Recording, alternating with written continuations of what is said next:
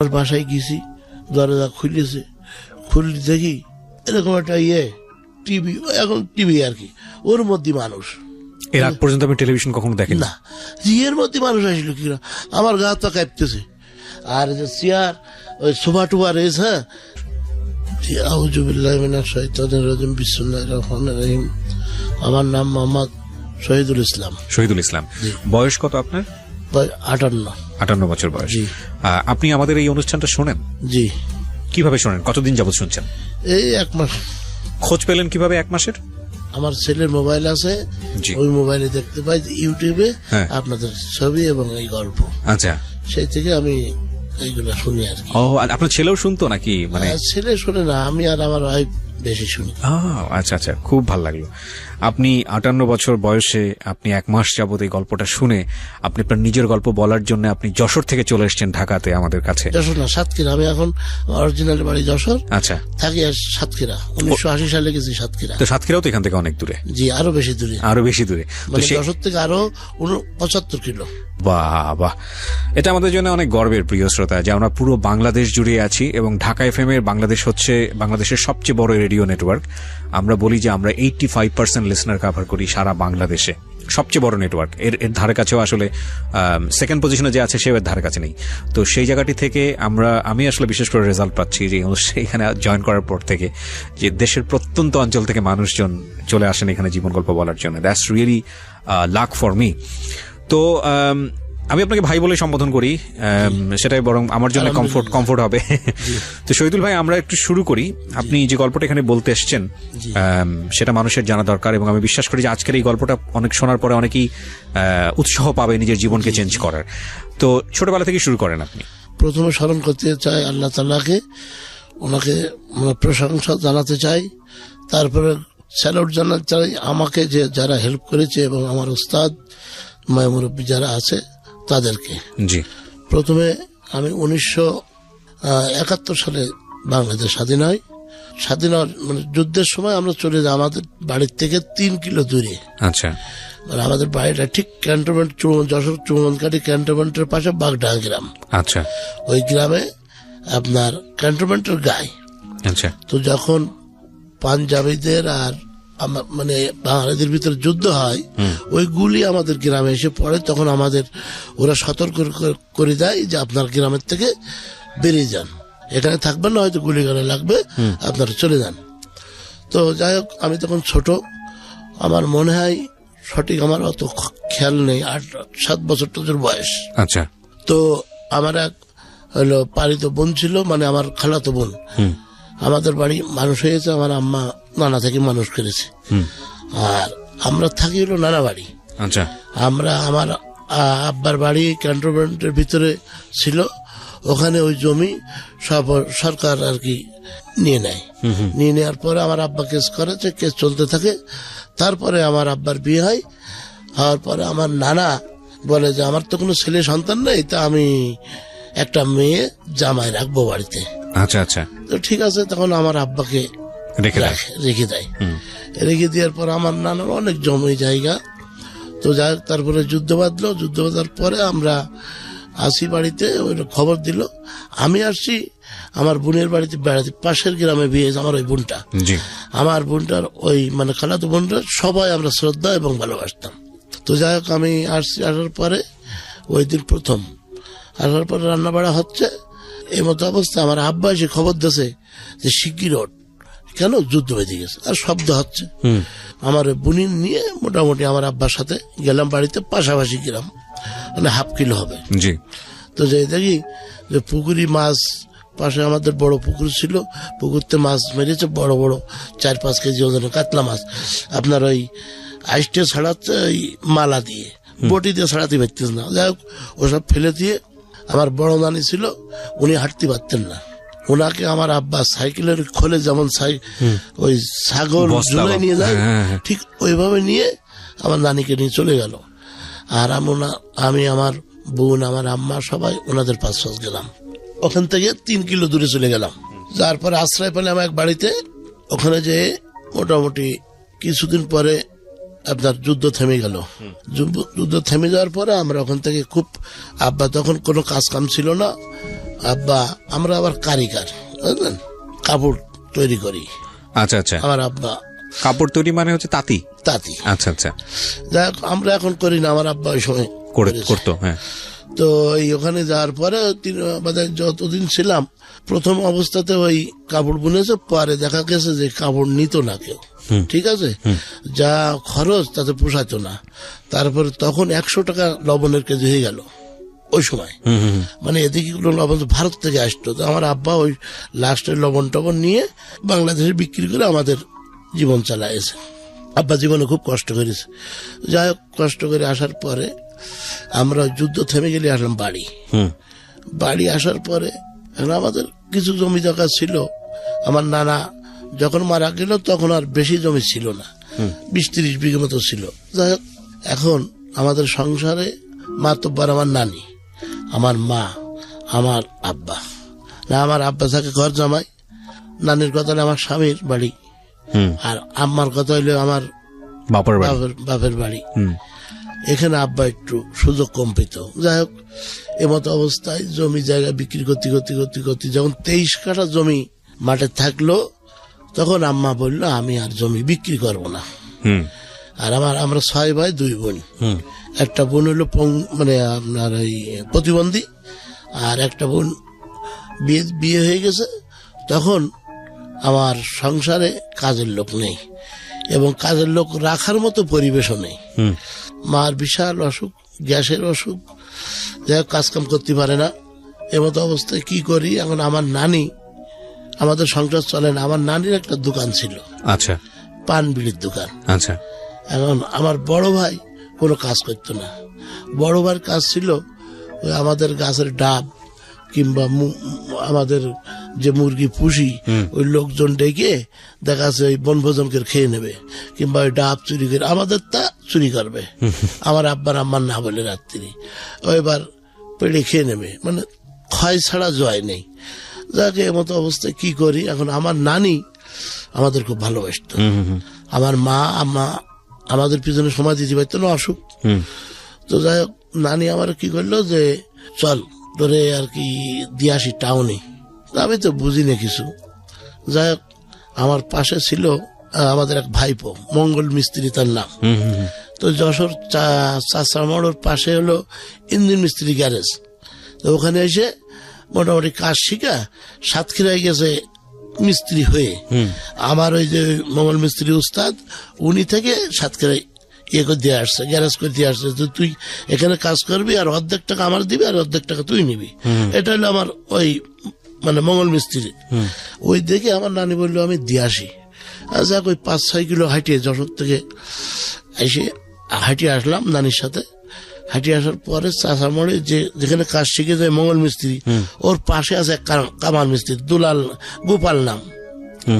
যাই হোক, ওনারও ওখানে দিয়ে আসলো প্রথমে। ওনারা কিন্তু আমি তো কিছু বুঝি না, আমি টুকটাক কাজ করি, ওই কোনো পয়সা করি কিন্তু দেয় না, কোনো 1 টাকাও দেয় না। তখন 1975 সাল। আচ্ছা, কোনো পয়সা করি দেয় না, বাড়িতে খুব অভাব, খাওয়া হয় না, কি করি। আমাদের তখন 1 কেজি চাউল রান্না করে আমরা 6 ভাই 2 বোন আর নানি আর আব্বা আম্মা বাটিতে করে ভাগ করে দিত।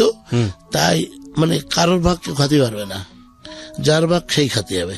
এই 1 কেজি চাল রান্না করে, হ্যাঁ, মোটামুটি ভাগ করে ওর সাথে একটু পানি দিয়ে খেয়ে নিতাম। আর সকাল হলে দেখা যাচ্ছে কারোর খেতে কোনো কচুর ওই পাতা আছে কিনা, কিংবা কেউ ভাত রান্না করেছে কিনা, তাদের যে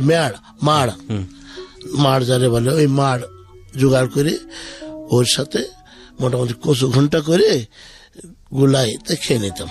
যাই হোক, তারপর ওই গ্যারেজে আসার পরে সকালবেলা আর আমার খাওয়া থাকতো না, বুন্ডা বিয়ে গেছে।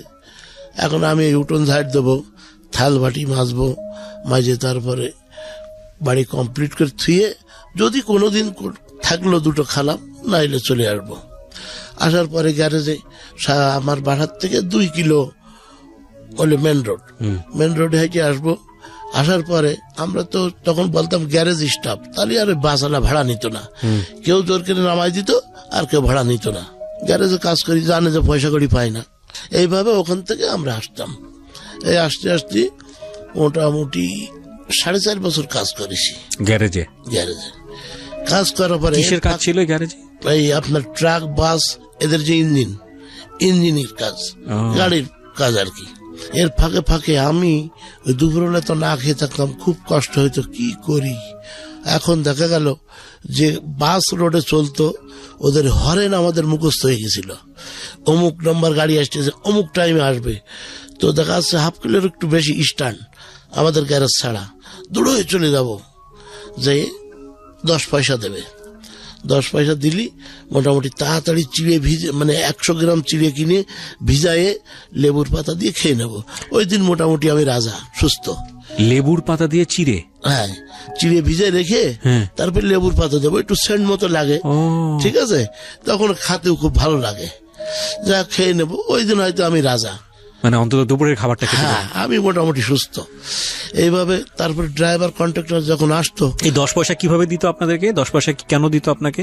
আমি ওই যে ওদের গাড়ি গ্যারেজ আসলি ওদের গাড়ি যত্ন করে পরিষ্কার করে দিতাম, তারপরে আগে কাজ করে দেবো। আচ্ছা আচ্ছা। হ্যাঁ, তারপর যদি এসে বসে, এই খোকা চা নিয়ে আয়, চা এনে খাওয়াবো, একটা সিগারেট নিয়ে আনিয়ে দেবো, ওদের টাকায়। আচ্ছা আচ্ছা। ওরা খুব সন্তুষ্ট। তাই দেখা যাচ্ছে ওই আমরা আছে গরিব মানুষ, এসে দাঁড়াইছে, আর খুব বাসের কাঁচা পয়সা দিয়ে দিত, হ্যাঁ 10 পয়সা।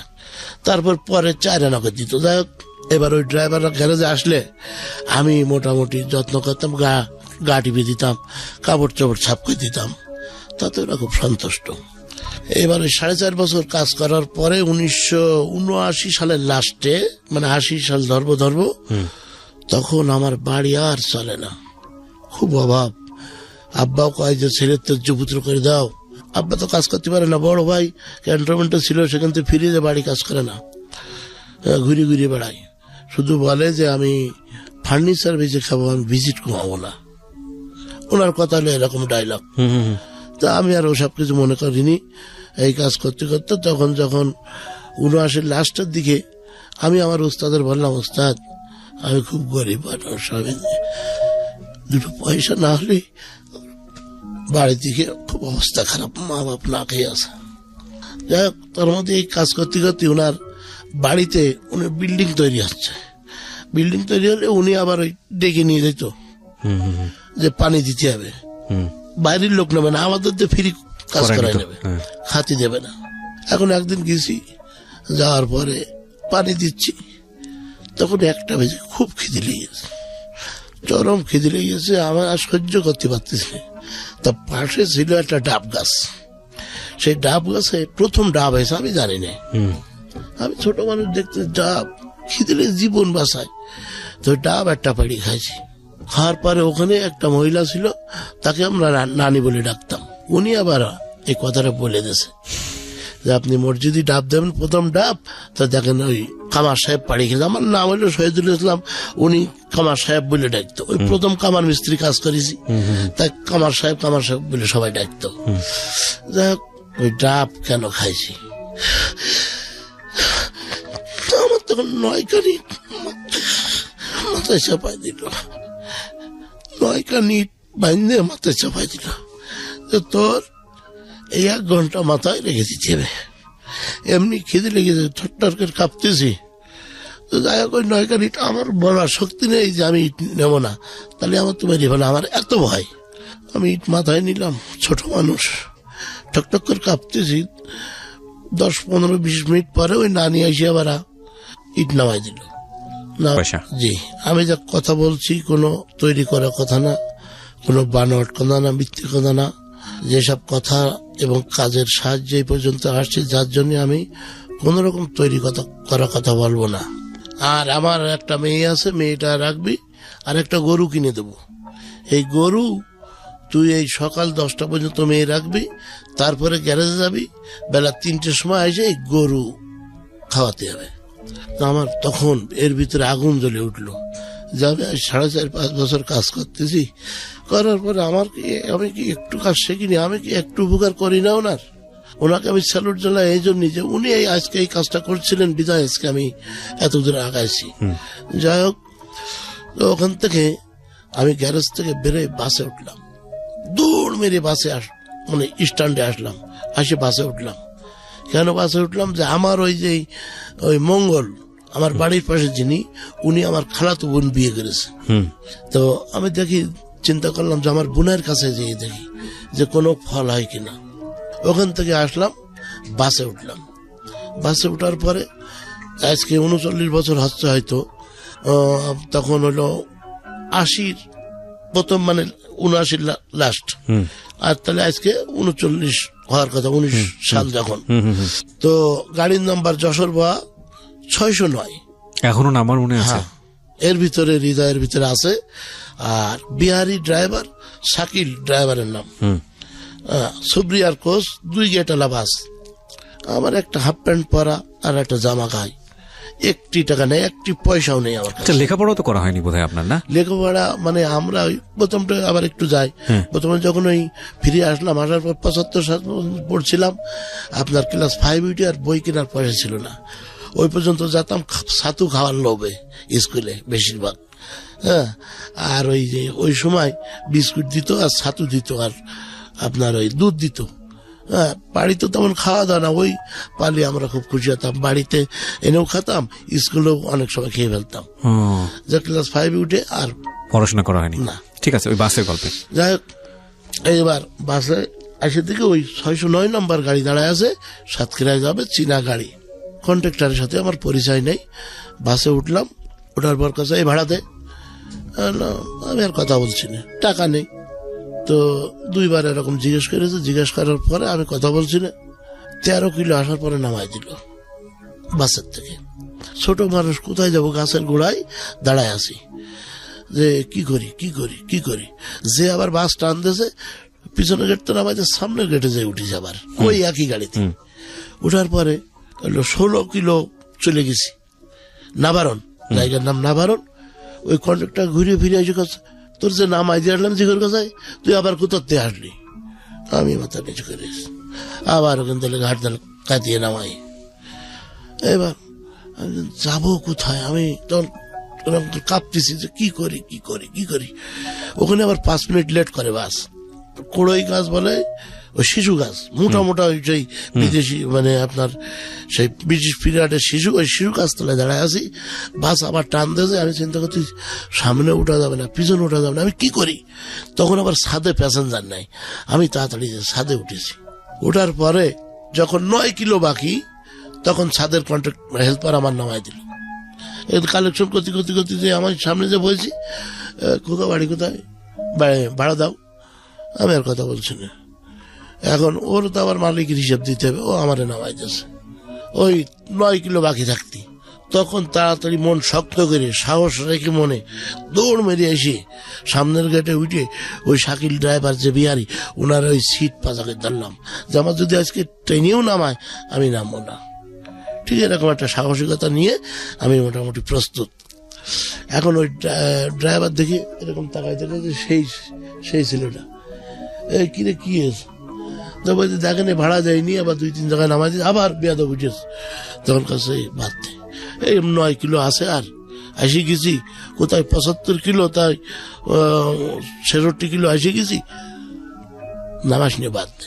আমি একটু ইন্টারাপ্ট করছি, মানে আপনি যে এত কিলো কোথা থেকে আসতেছেন? গ্যারেজ থেকে বাড়িতে যাচ্ছেন? বাড়িতে না, সাতক্ষীরায় যাচ্ছেন। সাতক্ষীরা আমার বোনাই থাকে, ওখানে যাচ্ছেন ওদের বাড়ি, কাজের সন্ধানে। আচ্ছা আচ্ছা, হ্যাঁ। তারপর যশোর চাষামোড় থেকে আমি বাসে উঠেছি। আচ্ছা, এবার যে নামলাম, নামার পরে বোনাই বাড়ি গেলাম।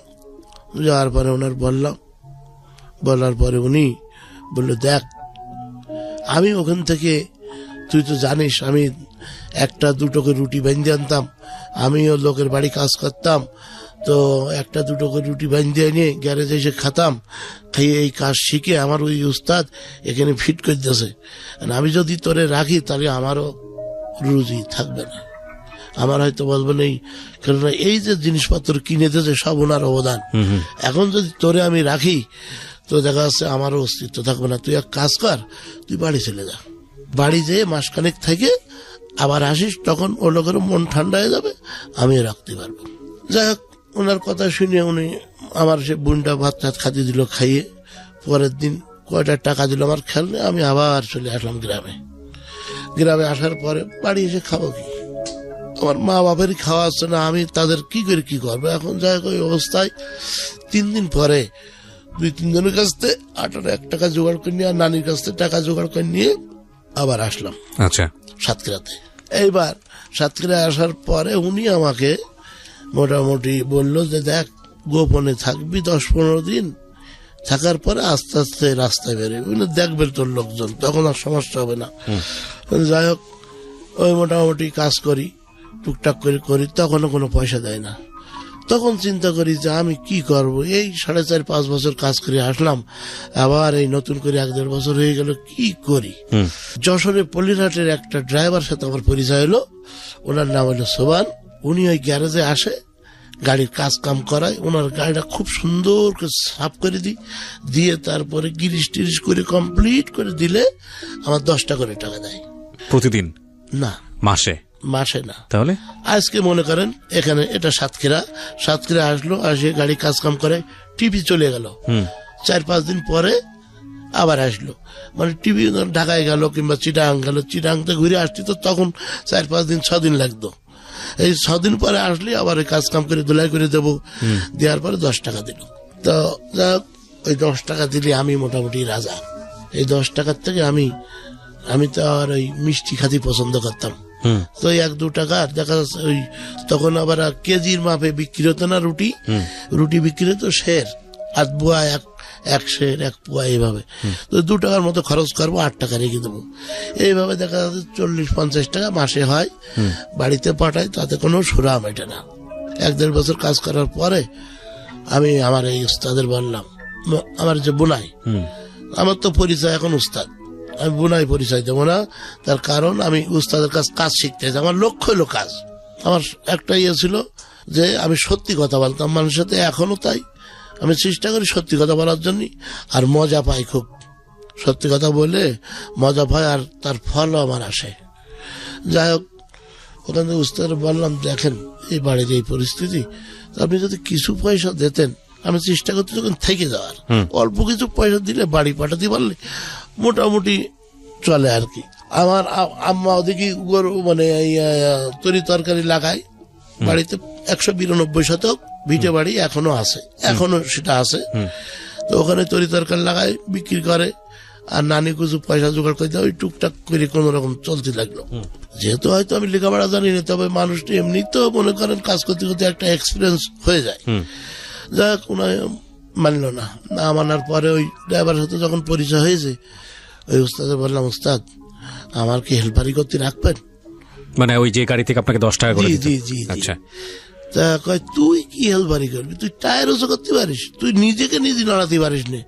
তখন হাত পা জড়াই ধরলাম, দেখেন যদি আমার একটু রাখেন আমার বিরাট উপকার হয়, পয়সার কোনো প্রশ্ন না। যা করলো 10-15 দিন পরে আসে বললো, তা করবি? না, হাই করবো। হেল্পারি মানে হেল্পারের হেল্পার, ওনার যে সাহায্যকারী আছে তার সাহায্যকারী আমি। আমি ওখানে আমি পারবো না। তা বললো ঠিক আছে তুই চল। তো আমার নিয়ে গেল, ওনার সাথে চুক্তি হলো প্রতিদিন 10 টাকা দেবে। তো আমি খুব খুশি, প্রতিদিন 10 টাকা দিলি আমি 2-3 টাকা 4 টাকা খাবো আর বাঁচাবো, আমার অনেক পয়সা হবে। ঠিক আছে, একটা ভাবে আমি গেলাম। যাওয়ার পরে মোটামুটি 3 দিন না 4 দিন ওনার সামনে আমি ওই রুটি খাই, কোনো বলে 1 কান খালাম, কোনো বিস্কুট খাই, হ্যাঁ ওস্তাদ খাইছি, ওনার বুঝতে দিলাম না। উনি তো বোঝে, উনি পাশে বসে হোটেলে গোশ মাছ খায়, ওনার খারাপ লাগতে লাগলো। বললো, দেখ আমি তো কিছু বুঝি, তা তুই এই যে রুটি খাস আমারও খারাপ লাগে, আমি যা খাবো তুই তাই খাবি, তাতে আমার যদি 10 টাকা জায়গায় 20 টাকাও যায়, যাক তোর আমি এখন টাকা দেবো না, তুই খাইয়ে সুস্থ হ। যাক এই মোটামুটি 3 মাস মতো করলাম। করার পরে ওই পিছন টান আছে বাড়ির দিকে, কি করে 2 পয়সা পাঠাবো, এই করতে করতে তখন আবার ট্রাক বাস রোডে কম চলতো, প্যাসেঞ্জার উঠতো গাড়িতে। তো দেখা যাচ্ছে কি ওই রোডে খালি আসতেছি, যশোর থেকে সাতক্ষীরায় যাচ্ছি খালি, 5টা লোক তুললাম, 3 টাকা করে ভাড়া, 15 টাকা হইলো। চাচা আমি কিন্তু 2 টাকা রাখিছি। ওই ড্রাইভারের কাছে 2 টাকা কিছু না, আমার কাছে অনেক কিছু। আমি ওটা বলবো যে চাচা আমি কিন্তু 2 টাকা। তারপরে ওনার সাথে ওই মোটামুটি খাইতে দেয়, আর ওই যে বাসের লোকজন উঠতো, আপনি সেখানে ছিলেন? ওটা 2 টাকা 3 টাকা আমি রাখতাম, রেখে দেখা যাচ্ছে মোটামুটি একটা মাসে একটা হতো, পাঠাতাম। তারপরে এই করতে করতে 6 মাস চলে গেল। 6 মাস চলে গেলে ওই যে হেল্পার ছিল ওনার সাথে জ্ঞানজাম করে বাড়ি চলে গেল। তখন আমি তো একা পারবো না, আর একটা হেল্পার নিয়ে আসলো, ও অর্ধেক আমি অর্ধেক।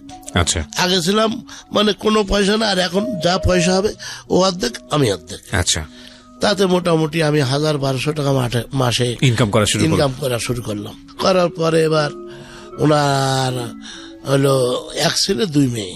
ওনার ওয়াইফ আমার যত্ন করতো। উনি কি বাসের মালিক ছিলেন? উনি ড্রাইভার ছিলেন? উনি ড্রাইভার ছিলেন। আচ্ছা, যাই হোক, বাস না, ট্রাক। আচ্ছা, ট্রাক ভাড়া খাটতো। যাই হোক, এবার ওই মোটামুটি কিছুদিন কাটিয়ে যাওয়ার পরে ওই হেল্পারে চলে গেল। আমি মোটামুটি একটু স্বাবলম্বী হলাম, শিখে নিলাম। এবং টায়ার উনি যদি হালকা হেল্প করে আমি মোটামুটি লাগাতে পারি। এখন উনি মোটামুটি হালকা হেল্প করতে লাগলো, করতে করতে আমি মোটামুটি শিখলাম হেল্পারি। তো যখন দেখা যাচ্ছে যে টিভি যাওয়ার পরে একদিন যাচ্ছি ঢাকায়, কামারখালী ফেরি ছিল তখন ব্রিজ হয়নি। ওই ফেরি ঘাটে যে একটা সামনের পাতি ভেঙে গেছে। তো ওনার সাথে আমি একটু তর্ক করেছি। উনি বলছে যে দেখ, এই পাতির এই ইউবোটের ও কাজ করবে মিস্ত্রি, অথচ আমি কাজ জানি।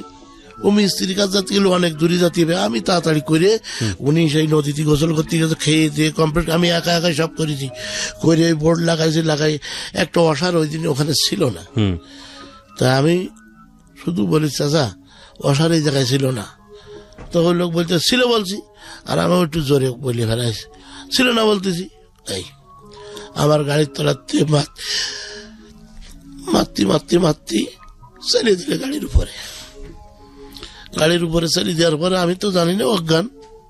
যাই হোক, আমি যখন জ্ঞান ফেরে তখন এসে আমি দেখি ঢাকায়। উনি আমার গাড়িতে নামায় গোসল টোসল করে গালে তুলে ভাত খাওয়াইলো, মানে শাসনও করতো, করতো। উনি যখন ওই নামায় গোসল টোসল করে ভাত খাওয়াইলো, তখন কোথায় মেরেছে, কখন মেরেছে সব আর আমার মনে নেই। যাই হোক, এই ঢাকায় গেলাম, ঢাকাতে ঘুরে আসলাম। 4.5 বছর হেল্পারি করলো, ট্রাকের হেল্পার। তো এর ফাঁকে একদিন গাড়ি চালাইছি। তো যার গাড়ি তার নাম হইল আমের আলী। একদিন চালাইছি ওনার সামনে, এমনি টুকটাক চালাই, ওনার সামনে ধরা পড়ে গেছে যে আমি গাড়ি চালাইছি। উনি এসে বলতে, আমি তোর তো কিছু বলবো না, আমি তো ড্রাইভারে বলবো। তাড়াতাড়ি গাড়ি রেখে এসে পা দাঁড়াই ধরলাম, স্যার। তখন আর দুলাভাইটাই না, স্যার আমার মাফ করতে, আমি আর জীবনে গাড়ি আমার চাকরিটা খেয়ে না, আমি করে যাবো, চাকরিটা খেয়ে। এবার আমা করে 6 লোক দাঁড়াই থাকলো, আমার নামাই দিল, আমার রাখলো না। যাই হোক, আপন দুলাভাই বের করে দিল আপনাকে? না, তাহলে মানে ওই ইন্ডিয়ায় বাড়ি। দুলাভাইয়ের কিন্তু তো চলে আসছে এই গাড়িতে। এখন এই গাড়ির মালিক হলো শাহজাহান চেয়ারম্যানের জামাই আমের আলী। আচ্ছা, ওনার বাড়ি ইন্ডিয়ায়। সবাই কমান দুলাভাই, সবাই দুলাভাই বলে, আমরা দুলাভাই। আচ্ছা আচ্ছা, আমার উস্তাদ দুলাভাই বলে। আচ্ছা, যাই হোক, মাফ করলো না, আমার নামাই দেওয়ার পরে আমার উস্তাদের কথা হইলো, উস্তাদের বাড়ি যশোর, উনি নিয়ে গেছে সাতক্ষীরায় ড্রাইভারি করাতে। ওনার ড্রাইভার নেই, ওনাকে নিয়ে গেছে। ওনার উস্তাদের কথা হলো, আমি ওই হেল্পার না আসলে আমি আপনার গাড়ি চালাবো না। ও তো অ্যাকুরেট লোক, ও যদি গাড়িতে হেল্পারি না করে আমি আপনার গাড়ি চালাবো না, আমার উস্তাদ বলার পরে বললো, দেখেন আমারও তো একটা মান সম্মান আছে, আমি লোকজনের সামনে নামাই দিছি, তো এক কাজ করেন, কিছুদিন যাক, আপনি ওকে আবার তুলে নিন। এটা হলো পরে কথা। যখন যেদিন নামাই দিল ওই দিন আমার বহু বন্ধু বান্ধব ছিল। আমি হোটেলে যে সারা রাত বসে কান্দিছি। আমার পাশে বন্ধু বান্ধবেরা খেয়ে উঠে গেছে, কেউ একটু তাকায়ও দেখিনি। যাদের কিছু ছিল না, আমি আমার পয়সার থেকে লুঙ্গি কিনে দিয়েছি, সাহায্য করেছি, তার 1 কাপ চাও খাতে বলিনি।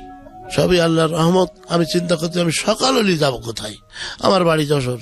আমার বোনারে কিন্তু আমি চলে আসি, ওখান থেকে আমি তো ঠাই পাবো না, কারণ ওখান থেকে আমি বেড়ে আইছি। আমি ভোর যখন আজান দিয়েছে, দেওয়ার পরে আমি মোটামুটি পরিষ্কার হয়ে যাওয়ার পরে আমি ঘুরতেছি, আল্লাহর একটা রহমত। ওই পাশের বাড়ি সুলতান হাজি, তার নাম, ওনার একটা গাড়ি আছে। ওনার গাড়ির ওই হেল্পার নেবে ছুটি, তার নাম হাকিম। তা আমার এসে বলছে তুই কয়েকদিন ডিউটি করে দিবি। তখন আমার এর মধ্যে বুকটা পাশা হয়ে গেল, আল্লাহ এ কি কয়, তখনই কাজ হয়ে গেল। ভাই আমি ডিউটি করবো মানে আমি এক্ষুনি রাজি। সঙ্গে সঙ্গে আমি সেই গাড়িতে গেলাম। আমার উস্তাদ বললে দেখ এদিক সেদিক ঘুরতে লাগ কয়েকদিন আমি নিয়ে নেব মানে। তো আমি দেখলাম আমি কাজ ফাঁসি বসে থাকবো কেন, কাজ করতে থাকি। এবার ওই সেই হাকিম 10-12 দিন আর আসে না, 5 দিনের কথা বলি। এখন ওই মালিকের গাড়ি মালিকের বাড়ির সামনে থাকে, আমি মানে আজান দেবে তার আগে উঠবো, ওইটা এরকম লাইট আছে গাড়ির। তো লাইট জ্বালাই গাড়ি কোথায় কি ময়লা আছে পরিষ্কার করে তেল দিয়ে মুছিয়ে কমপ্লিট করে বসে থাকবো। এবার ড্রাইভার সকালে আসবে, এসে গাড়ি নিয়ে চলে যাবে। 1-2 দিন করতে করতে ওই মালিক নামাজ পড়ে এসে থাকে, কি ব্যাপার গাড়ির তলায় লোক, অন্য লোক 8টা-9টার সময় ধোয়, অন্য লোকদের ধোয়ায়, আর ও নিজে নিজে কি করে, ও আমার সাথে দেখা না করে পিছনতে ফলো করিস।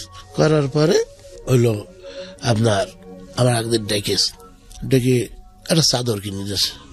চাদর কিনে দিলে আমি খুব খুশি হয়েছি, আরো মোটামুটি ভালো করে কাজ করি। করতে করতে এই উস্তাদ আমার স্মরণ করে যে তুই তাহলে এবার চলে আয়, আমার এদিকে সব ইয়ে গেছে, তা তুই চলে আয়। আমি চিন্তা করলাম আমার উস্তাদ দেখে যে আমি আর দাঁড়াবো না, আমার যতই যত্ন করো। তখন এই মালিক শুনতে পেয়ে উনি ওনার বাসায় ডেকে নিয়ে গেছে, বললে যে আজকে রাত্রি তুই আমার বাসায় খাবি। ওনার বাসায় গেছি, দরজা খুলেছে, খুললে দেখি এরকম একটা টিভি, এখন টিভি আর কি, ওর মধ্যে মানুষ। এর আগ পর্যন্ত আমি টেলিভিশন কখনো দেখি না। এর মধ্যে মানুষ আসলো কি, আমার গা তো কাঁপতেছে। আর যে চেয়ার ওই সোফা টোফা রয়েছে, হ্যাঁ যেহেতু আমি সোফায় বসিনি, একটা চৌকি ছিল পাশে, ওখানে বসেছি, আর লজ্জাও করতেছে। আমি এর ভিতরে কল্পনাও করি পারছি যে কি ঘটনা কি, আমি জিজ্ঞাসা করতে পারতাম, আমি হতভম্ব মেরে গেছি যে কি। তারপরে গোষ্ঠ রাখা রয়েছে, আমি 2 পিস গোষ্ঠ খাইছি। খাওয়ার পরে বলে কি ব্যাপার, খা তুই খা। আচ্ছা আমার খিদে নেই, পেট ভরা আছে, তারপরও আপনি ডেকেছেন, আমি না এসে পারি। তো বলছে দেখ শুনলাম তুই চলে যাবি। চাচা দেখেন সত্যি কথা বলবো। তো বলছে বল। দেখেন আমার উস্তাদের যেখানে ছিলাম ওনার সাথে এইভাবে কথা ছিল, যখন ডাকে তখন যেতে হবে। এখন দেখেন আপনি বলেন। তো বলছে দেখ যখন যাস আমার একটু বলে যাস।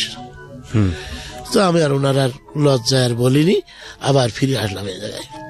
ফিরে আসার পরে 4.5-5 বছর, যখন 4.5 বছর হেল্পারি করেছি, করার পরে আমি মোটামুটি ভালো ড্রাইভ শিখে গেছি। 1984 সাল, তখন আমি 4.5 বছর, 84-85 সালের মাঝামাঝি লাইসেন্স করতে দিয়েছি। লাইসেন্স আজকে রাত 12টা দিয়েছি, সকালবেলায় লাইসেন্স দিয়েছি, সবই তো ডুপ্লিকেট পর্যন্ত। তো লাইসেন্স দিয়েছি, লাইসেন্স বেরিয়ে গেছে। এখন আমার দরকার ড্রাইভারি চান্স, কি করে ড্রাইভারি চান্স নেবো? আর ওই লোক কি করে, কয়ে যে তুই টিভি যা, আমার টিভি পাঠায় যায়। উনি আর যায় না, যা কামাই হয় ওনার পয়সা ওনার দিয়ে, আর আমার এই পয়সার থেকে আমি আর একটা হেল্পার পুষি, ওনার পয়সা ফুল ওনার দিয়ে দিই। আচ্ছা, এই 1.5 বছর করলাম। তারপর কষ্ট হতে লাগলো যে আস্তে আস্তে জিনিসপত্রের দাম বেড়ে যাচ্ছে, পয়সা যা তাই, কি করি। আর ওনার একটা মেয়ে ছিল, 2 মেয়ে, একটা বেবি আর একটা হলো নার্গিস। তা আমি কখনো মেয়ে লোকের দিকে এরকম ফিরেও চাইনি। আর একটা ড্রাইভার বলছিল দেখ তুই তো এত করছিস, তুই 1 বছরের মধ্যে মদ গাঁজা খাবি। আমার লাইফে আমি মদ গাঁজা স্পর্শ করবো না। 1 বছরের মধ্যে যদি না খাস তো আমি তোর প্যান্ট শার্ট বানাই দেবো, মদিনা তার নাম। ঠিক আছে, যাক আমি খাইনি। তো এবার ওই ওনার মেয়ের সাথে আমার খুব ভাই বোনের মতো সম্পর্ক, কোনো নজরে কখনো তাকাইনি। মানুষই ভাগ্য যে এর সাথে হয়তো সম্পর্ক না, আমি কখনো নজরে তাকাইনি, সেও তাকাইনি। ওনার বাড়ির সামনে গাড়ি ধুলাই করতেছি, ওনার ছেলে তখন ম্যাট্রিক পড়ে। তখন আপনার কি একটা কাপড় বলে, খুব দামি কাপড়, সেই দামি কাপড়ই শার্ট বানাইতেছে। আমি হেল্পারি করি, এখন ওই বাড়ির সামনে গাড়ি রাখিছি। রাখার পরে ওনার বাড়ি গেছি, ওই জামাটা আমি দেখতে পাইছি। তা ওই জামাটা আমি শখ করে একটু গায়ে দিয়েছি।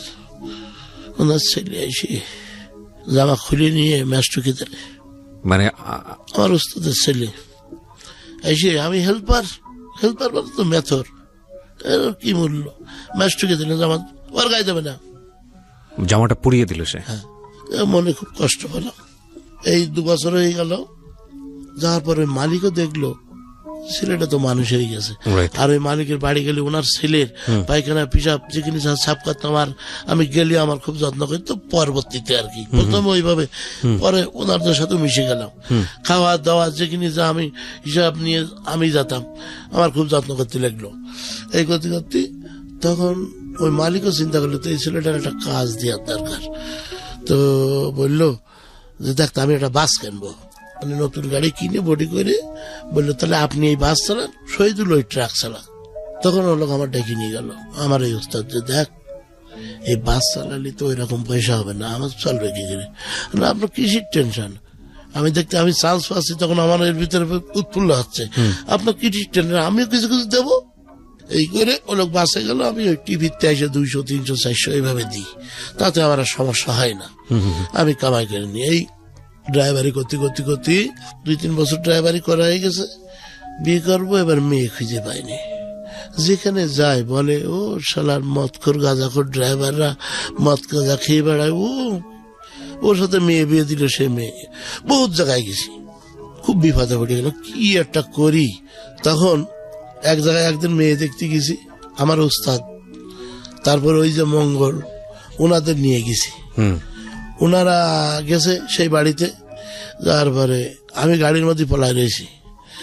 এবার একটা করে পান খাতি গেছে, তার ভালো লাগেনি, ও কাজ করিনি। এবার আর এক জায়গায় গেলাম, যার পরে সেখানে বললো যে মেয়ের ওদের বাড়িতে গেছে, আমি শাড়ি টাড়ি সব নিয়ে গেছি, মোটামুটি পছন্দ হলে বিয়ে যাবে। মেয়ের 103 বেরোয়নি। আর এক জায়গায় অর্ধেক পাত গেছি, শুনলাম মেয়ে আর একজনের সাথে বেরিয়ে গেছে। এই হলো পরিবেশ পরিস্থিতি। যাই হোক, বিরতি নেব প্রিয় শ্রোতা। এই জায়গাটিতে বিরতি নেবার আগে একটা কথা বলতে চাই। আমি জানি আমার এই জীবন গল্প অনুষ্ঠানটা সমাজের সব শ্রেণীর মানুষ শোনেন, এবং আমি বিশ্বাস করি আজকের এই অনুষ্ঠানে শত শত হাজার হাজার ড্রাইভার কান পেতে আছেন, এবং অনেক মানে দিনমজুর গায়ে খেটে খাওয়া মানুষ এই অনুষ্ঠানের ভক্ত আমি জানি। যারা শুনছেন তাদের জন্য বলতে চাই যে আজকের এই অনুষ্ঠানটা আগাগোড়া শোনার পরে জীবনে একটা সংকল্প নিতে আপনি বাধ্য হবেন। অবস্থা হতে হতে কিছুদিন কেটে গেল, চিন্তা করলাম কি হবে, আমার এখানে একটা সংসার দরকার। জি। যার কারণ আমি এখানে সাতক্ষীরা থেকে 75 কিলো দূরে যশোর, আমার আব্বা আমার ওখানে থাকে। আমি এখন এখানে গাড়ি চালাই, আমার তো সারাদিন গাড়ি চালাই, সারাদিন চালাই। আসার পরে আমার একটা রেস্টের প্রয়োজন আছে। তো এইভাবে খুঁজতে খুঁজতে 5-6 মাস কেটে গেল। আর আমি যখন ওই গাড়ি চালায় আসি, আমি যে যার গাড়ি চালাচ্ছি ওনার একটা ঘর ছিল, সেখানে ছাচ্ছিতে ময়লা। এখন কি মানে বহুত টেনশনে পড়ে গেলাম। পড়ার পরে আমি আব্বারে বললাম, আব্বা, লজ্জার মাথা খেয়ে বললাম, আব্বা তুমি মেয়ে দেখো, তুমি যা দেখে দেবো আমি তাই গ্রহণ করবো। এক পর্যায়ে এই করতে করতে আব্বা মেয়ে দেখতে দেখতে পাশের গ্রামে, মানে আমার বাড়ির থেকে 4 কিলো দূরে সলুয়া গ্রাম, আচ্ছা, সেখানকার চেয়ারম্যান হলো মোকারাম চেয়ারম্যান, ওই গ্রামের ওই ইউনিয়নের চেয়ারম্যান, ওনার ভাইজি, ওনার ভাইয়ের মেয়ে আর কি, মোফাজ্জল ওনার নাম। ওনার মেয়ে আব্বা আর আমার মামা থেকে দেখে আসছে। আচ্ছা, দেখে মোটামুটি ওনাদের পছন্দ হয়েছে। হইলে আমার এসে বলেছে, বললাম ঠিক আছে। বললো যে অমুক দিন তোর দেখতে আসবে। এখন আমার এই পছন্দ করে না, আমার মানে ইয়ে করে না, বিধায় আমি সাতক্ষীরা থেকে আসার সময় বড় ধরনের বাজার করেছি, বুঝলেন, মিষ্টি টিষ্টি কিনে যেন আমার ওরা পছন্দ করে। এইগুলো চলে আসি। আসার পরে ভালো করে রান্না বাড়া করেছে আমার আম্মা, করে খাচ্চার দেশে দেওয়ার পরে ওরা আমার ওই চাচা শ্বশুর আমাকে বলছে যে আপনি কি আমাদের মেয়ে দেখবেন? বললাম দেখেন, আমি আপনার ছেলের বয়সে, আপনি আমাকে তুমি করে বলেন। তা বললো তুমি কি আমাদের মেয়ে দেখবা? আপনাদের মেয়ে কি আমার দেখবে? তো বললো না। বললাম দেখেন, তাহলে আমার আব্বা আমার মামা যেখান থেকে এসে ওটাই আলহামদুলিল্লাহ। এই কথা শুনে ওরা খুব খুশি হলো। হওয়ার পরে এবার লাস্ট মোটামুটি মিষ্টি খেয়ে ওরা চলে গেল। কার্তিক মাসের 2 তারিখে বিয়ে। মানে আপনি মেয়েকে দেখেননি, মেয়েও আপনাকে দেখেনি? না, দেখি। আচ্ছা, যাই হোক, ইন্টিমেন্ট টাইমে আব্বা 4-5 দিন পরে আবার এসে বলতে, কি হবে না, সমস্যা হয়ে গেছে শহীদুল, আমি আর এক জায়গায় বিয়ে ঠিক করিস। কেমন? আর এক জায়গায় বিয়ে ঠিক করেছ? তা বলছে হ্যাঁ, ওরা ছেলে যদি ভালো হয় তাহলে সাজাই গুজাই দেবে, মোটর সাইকেল দেবে। আল্লাহ আব্বা, বিয়ে আমার হয়ে গেছে, তুমি হাতে থেকে করে দিছাও, ওই কথা দিছাও, ওই আমার বিয়ে, ওই মেয়ে ছাড়া আমি আর বিয়ে করবো না। তো বললো দেখ, ও মেয়ের বিশাল সমস্যা হলো। কেমন? তা বললো কি, মেয়ের এই জায়গাটা শক্ত আর পাটা খাটো, আর আমি যদি একটা পা নাও থাকে তো আমার কোনো সমস্যা নেই, আমি ওই মেয়ে ছাড়া বিয়ে করবো না। আমার উস্তাদের বললাম, আমার উস্তাদও তাই বললো। আমার এই যে গ্যারেজের উস্তাদ বললাম, ওরা বললো তাই। সবাই মোটা একমত। বললো ঠিক আছে। আমার শ্বশুরা শুনে বিশাল খুশি, যে মেয়ে দেখিনি, ছেলে, সেই ছেলে আবার এই মেয়ে ছাড়া বিয়ে করবে না, কারণ কি? যাই হোক, আব্বা তখন মাথা টাথা ঘুরে পড়ে গেল, লেখাপড়া জানে না তো, আবার আব্বা রাগই খুব, রাগটা হয়ে গেলে মোটামুটি অন্যরকম করে ফেলায়। বললাম আব্বা, আমার বিয়ে তো হয়ে গেছে, তা তুমি ওদের নিষেধ করে দাও।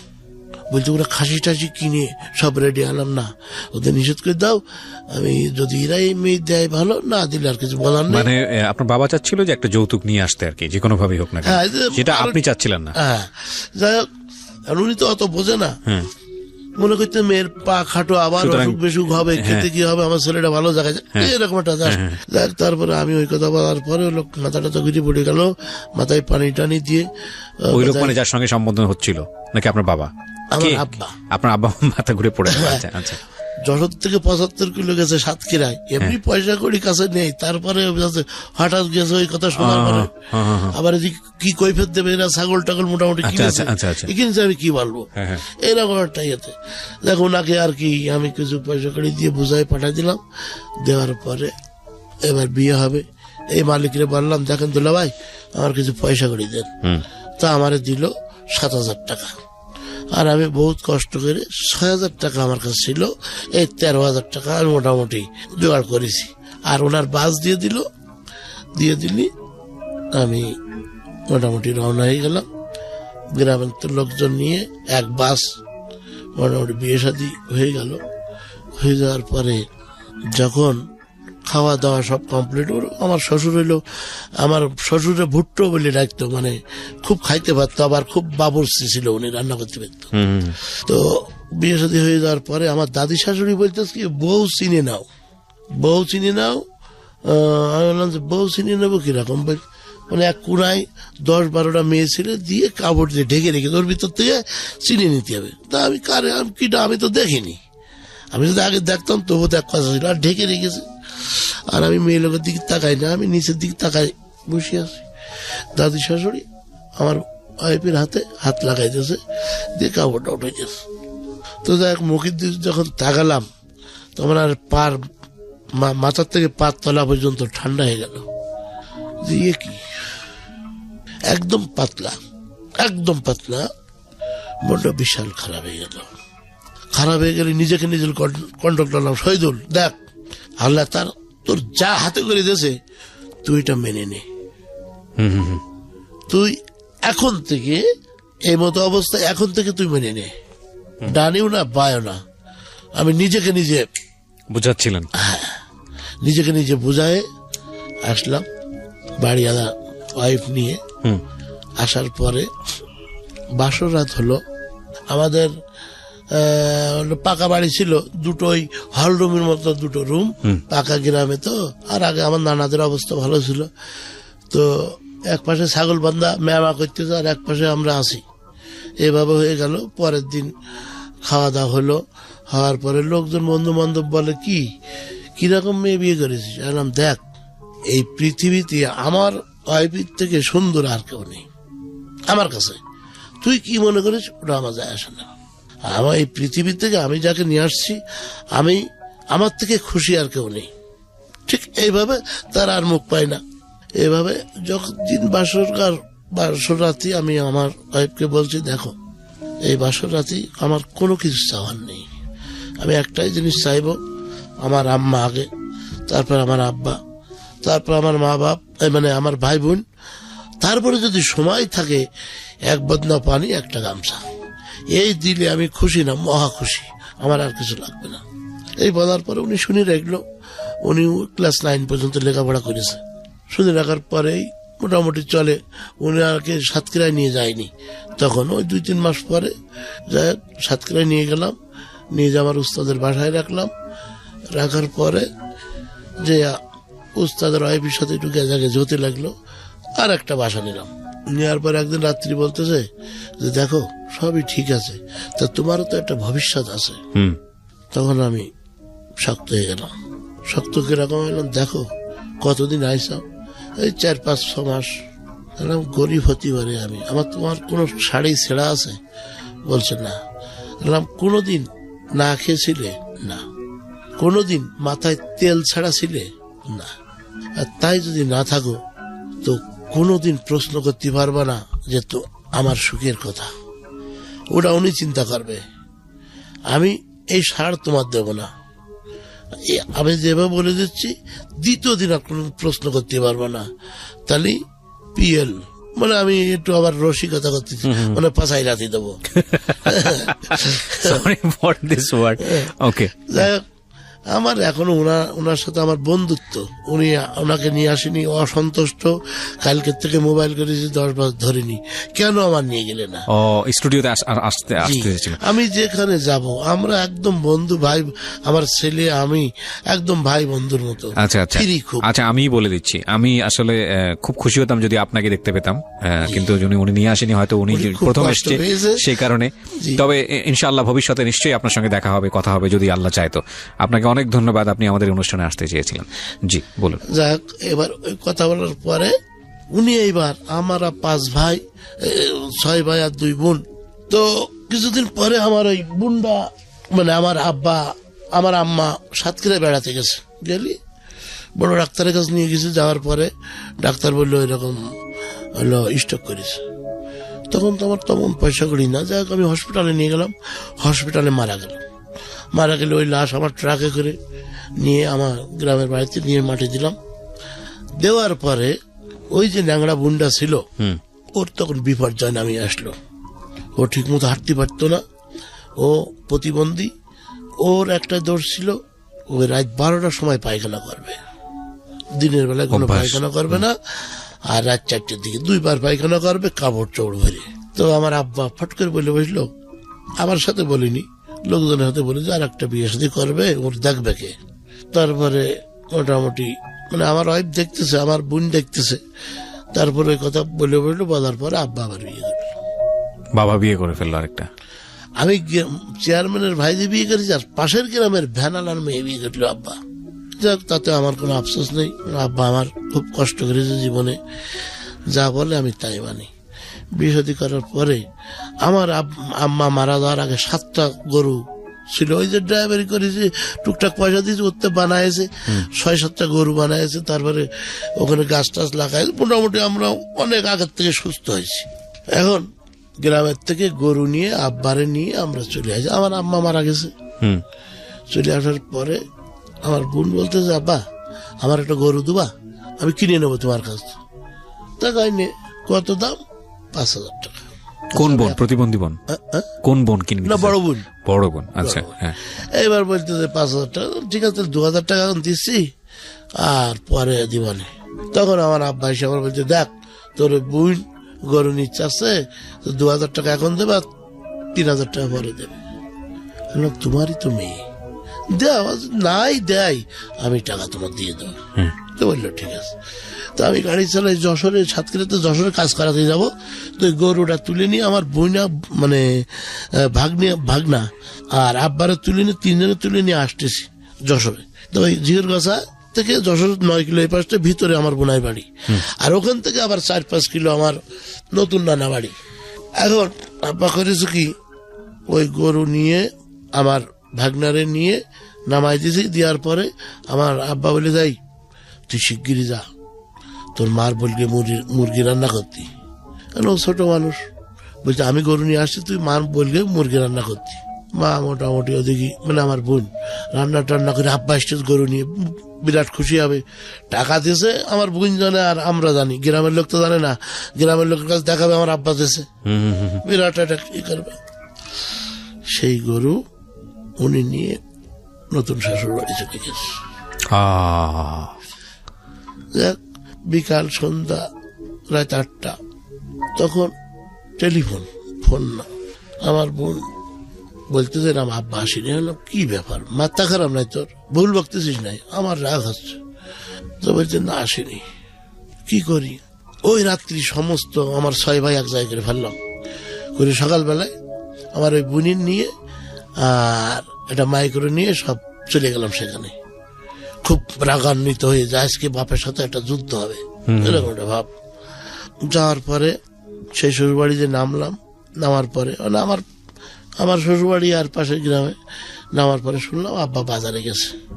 এবার গেলাম বাজারের পাশ, দূরিতে দেখতেছি আব্বা চিকনে মানে এই ভ্যানে করে 1 কেজি চাউল আর মনে হয় অল্প একটু লবণ আর ওই হাফ কেজি কি 1 কেজি তরকারি নিয়ে ভ্যানে করে আসতেছে। এদিক তো রাগে করে গেছি। যখন সামনের পর এসে তখন কি আর রাগ থাকে? যতই হোক জন্মদাতা। তা আমি আব্বার গায়ে হাত বলেছি, আব্বা আমরা কি অপরাধ করেছি তোমার কাছে?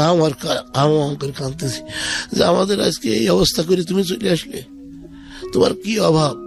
এখন আমার সুখের দিন আসতেছে, তুমি থাকবা, তুমি আমার বাড়ি থাকবা, তুমি কোনো কাজ নেই, 5 ওয়াক্ত নামাজ কালাম পড়বা, আমার পোলা পান নিয়ে বেড়াবা, যখন যে ছেলের অর্ডার করবা তাই করবে। তোমার অবাধ্য যদি আমরা হই তখন আমার বলতে পারো যে তোরা খারাপ, তোদের কাছে আমি থাকবো না। আব্বার কোনো প্রশ্ন নেই, একটাই কথা হলে আমি আর যাবো না তো যাবই না। তখন মোটামুটি আর দেখলাম ওই লোক যখন যাবেই না, তার কি করি? অনেক লোক জোগাড় হয়ে গেছে। গেলি আমি তখন আব্বার হাতটা ধরে বললাম, আব্বা তোমার কি কোনো দাবি আছে? তো কয় না। দেখো আমি তোমার সন্তান, একদিনই সম্পর্ক শেষ হয় না।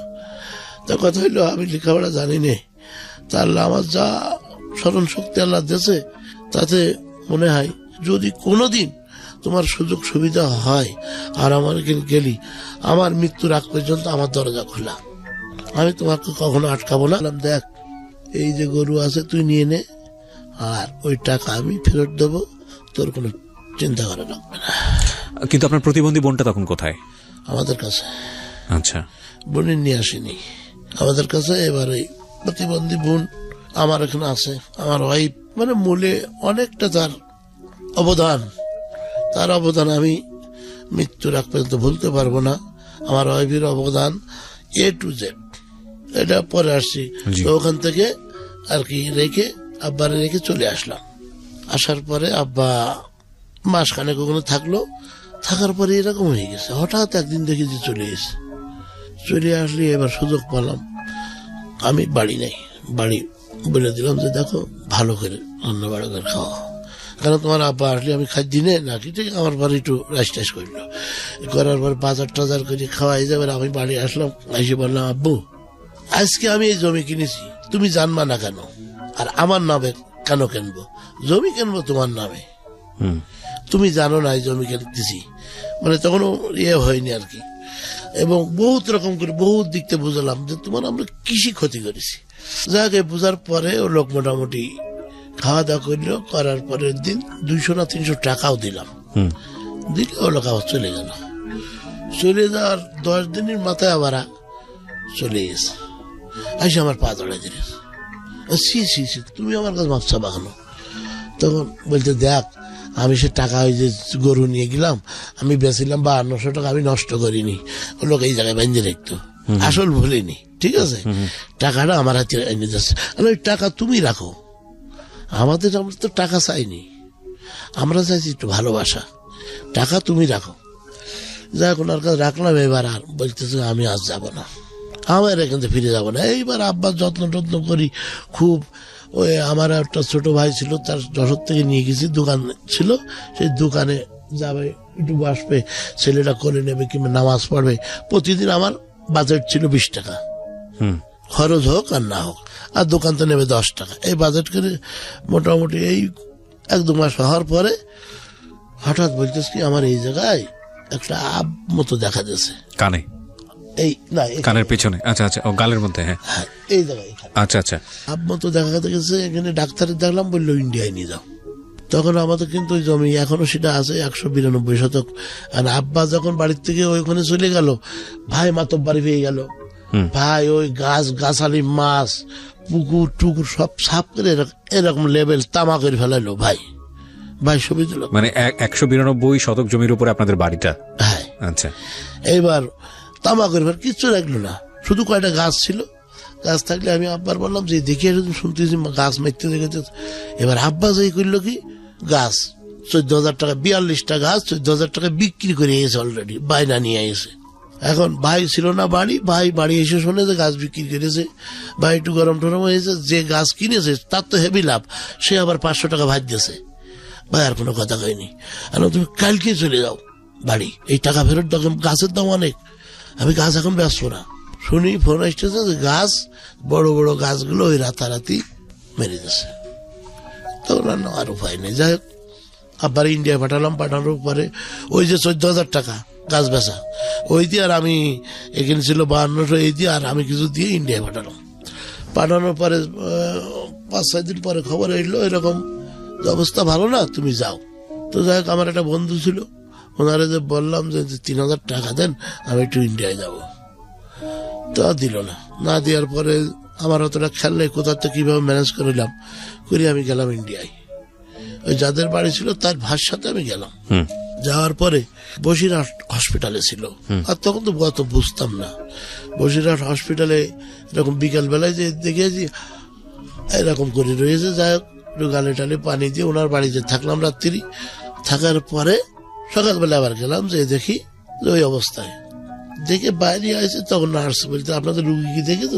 দেখিস তো, বলে আরেকটু দেখে আসেন। তখন আমি বুঝতে পারি যে কাজ হয়ে গেছে। আর ওনার ইন্ডিয়াতে কথাই ছিল যে আমার শহীদুল ইরানি, ওর সাথে আমার অনেক কথা আছে।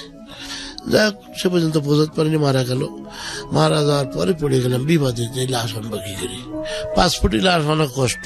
আমি বললাম সত্যি কথা, আমার জীবনে সব থেকে বড় দেখি সাদা পোশাকধারী ভ্যানে করে উঠাইছি লাশ। উঠানোর পরে সাদা পোশাকধারী বাড়ি কোথায়? বাংলাদেশে। কি করেন? ড্রাইভারি করি। কি? আমার আব্বা, আমাদের পয়সা করি নিয়ে আমরা চুরাই পথে আনিছি, আনি মারা গেছে। ছুটি দিলেন, দেওয়ার পরে বিএসএফ এর ক্যাম্পে আনলাম। আনার পরে ডাইরেক্ট এরকম সত্যি কথা বললাম। তো বললো দেখেন বেশি লেট করেন না, লাশ নিয়ে চলে যান। যদি কোনো আমাদের উপরের অফিসার এসে জিজ্ঞেস করে বলবেন যে এই জায়গার লোক এখানে মারা গেছে। ঠিক আছে। এবারে ভ্যানের থেকে নামাইয়ে 3টে বাস কিনলাম, মাঝখানে এই পারে 4 ভাগ করে লম্বা করে দিলাম, ওই ঘাড়ে করে নিয়ে যায়। ওর পর তুললাম, 2-3 জন লোক ঠিক করলাম করে, মানে ফাঁকে হইলো বিশাল বিল, আপনার ওই দাঁত ভাঙার বিল, ওই বিল পার করে নিয়ে আসতে হবে। লোক ঠিক করার পরে বিএসএফ বললো যে নিয়ে যাও। ওদের গাড়ি তুলে দিয়ে আমি দৌড়ে পারে চলে আসলাম। এবারে আসি বিডিআর ক্যাম্পের কাছে আসলাম। আমি বললাম স্যার, আমি স্যার ড্রাইভারি করি বাংলাদেশে, আমার আব্বা মারা গেছিল। এই তো বলি শিগগিরই নিয়ে চলে যাও, যদি জিজ্ঞেস করে বলবা যে এখানকার লোক মারা গেছে, আর কিছু বলবো না। যাক এবার পার করে নিয়ে আসার পরে কি করে নিয়ে যাই, সাতক্ষীরার থেকে 13 কিলো ভিতরে বর্ডার। একটা পাওয়ার টিলার পেলাম, পাওয়ার টিলারের পিছনে বডি আছে, বডির মধ্যে তুললাম। তখন আবার চাউল বিলাক হয় বাংলাদেশ ভারত, ওখানে আবার ট্রাকে চাউল আনতে গেছে। যাক পাওয়ার টিলার থেকে ট্রাকের পরে তুললাম, ট্রাকের পরে তুলে নিয়ে সাতক্ষীরা আনলাম, আমি ভ্যানে নামালাম। ভ্যানে নিয়ে বাসায় নিয়ে গেলাম। বাসায় নিয়ে যে কাপড় টাপন করে কমপ্লিট করে আবার আমার ট্রাকে করে যশোর নিয়ে গেলাম। যশোর নিয়ে মোটামুটি লোকজন ডেকে যখন মাটি মানে নামাচ্ছি, তখন আর আমি আর কন্ট্রোল করতে পারিনি। আমি মানে সেন্সলেস হয়ে যাওয়ার মতো কান্নাকাটি করেছি। এর আগে আমি কিন্তু দম খাইনি যে আমার জায়গায় পৌঁছাতে হবে।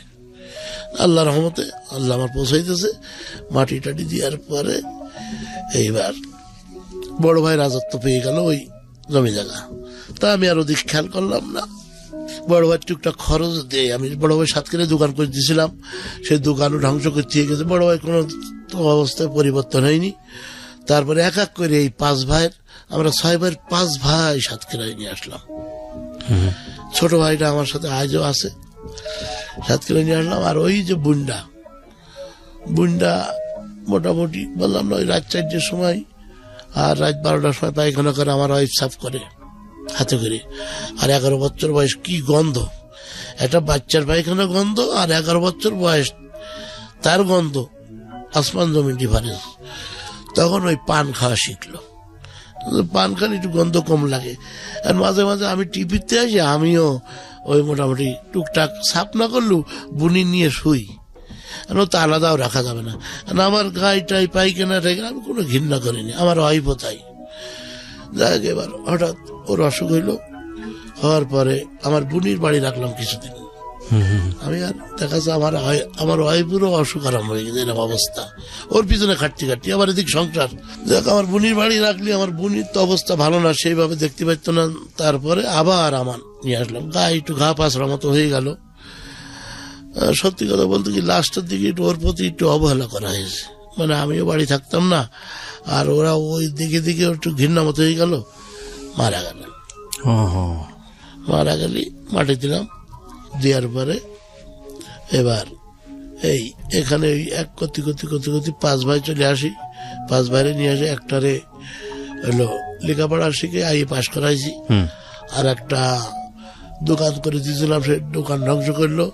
লাস্টে সে একটু বদমাশ টাইপের, তাও কন্ট্রোল করে রাখছিলাম। তারপরে ওই এদিকে আপনার গাড়ি চালাই টুকটাক করে, তাতে টুকটাক পয়সা রাখতে পারিনি, এই অবস্থা। ভাই বাকারকে দেখতে থাকি, দেখতে দেখতে আপনার 17 বছর ড্রাইভারি করলাম, এর ভিতরে কোনো ভালো রেজাল্ট দেখতে পেলাম না। 17 বছর ড্রাইভিং করলেন? ট্রাক চালাইছি। সেসব আপনার যদি 2 দিন ধরে বলি, আমার কাহিনী শেষ হবে না, আপনার ক্ষতি হবে। আমি কিভাবে অ্যাক্সিডেন্ট করেছি, মানুষ কিভাবে সে মানে এ আমার করুণ কাহিনী।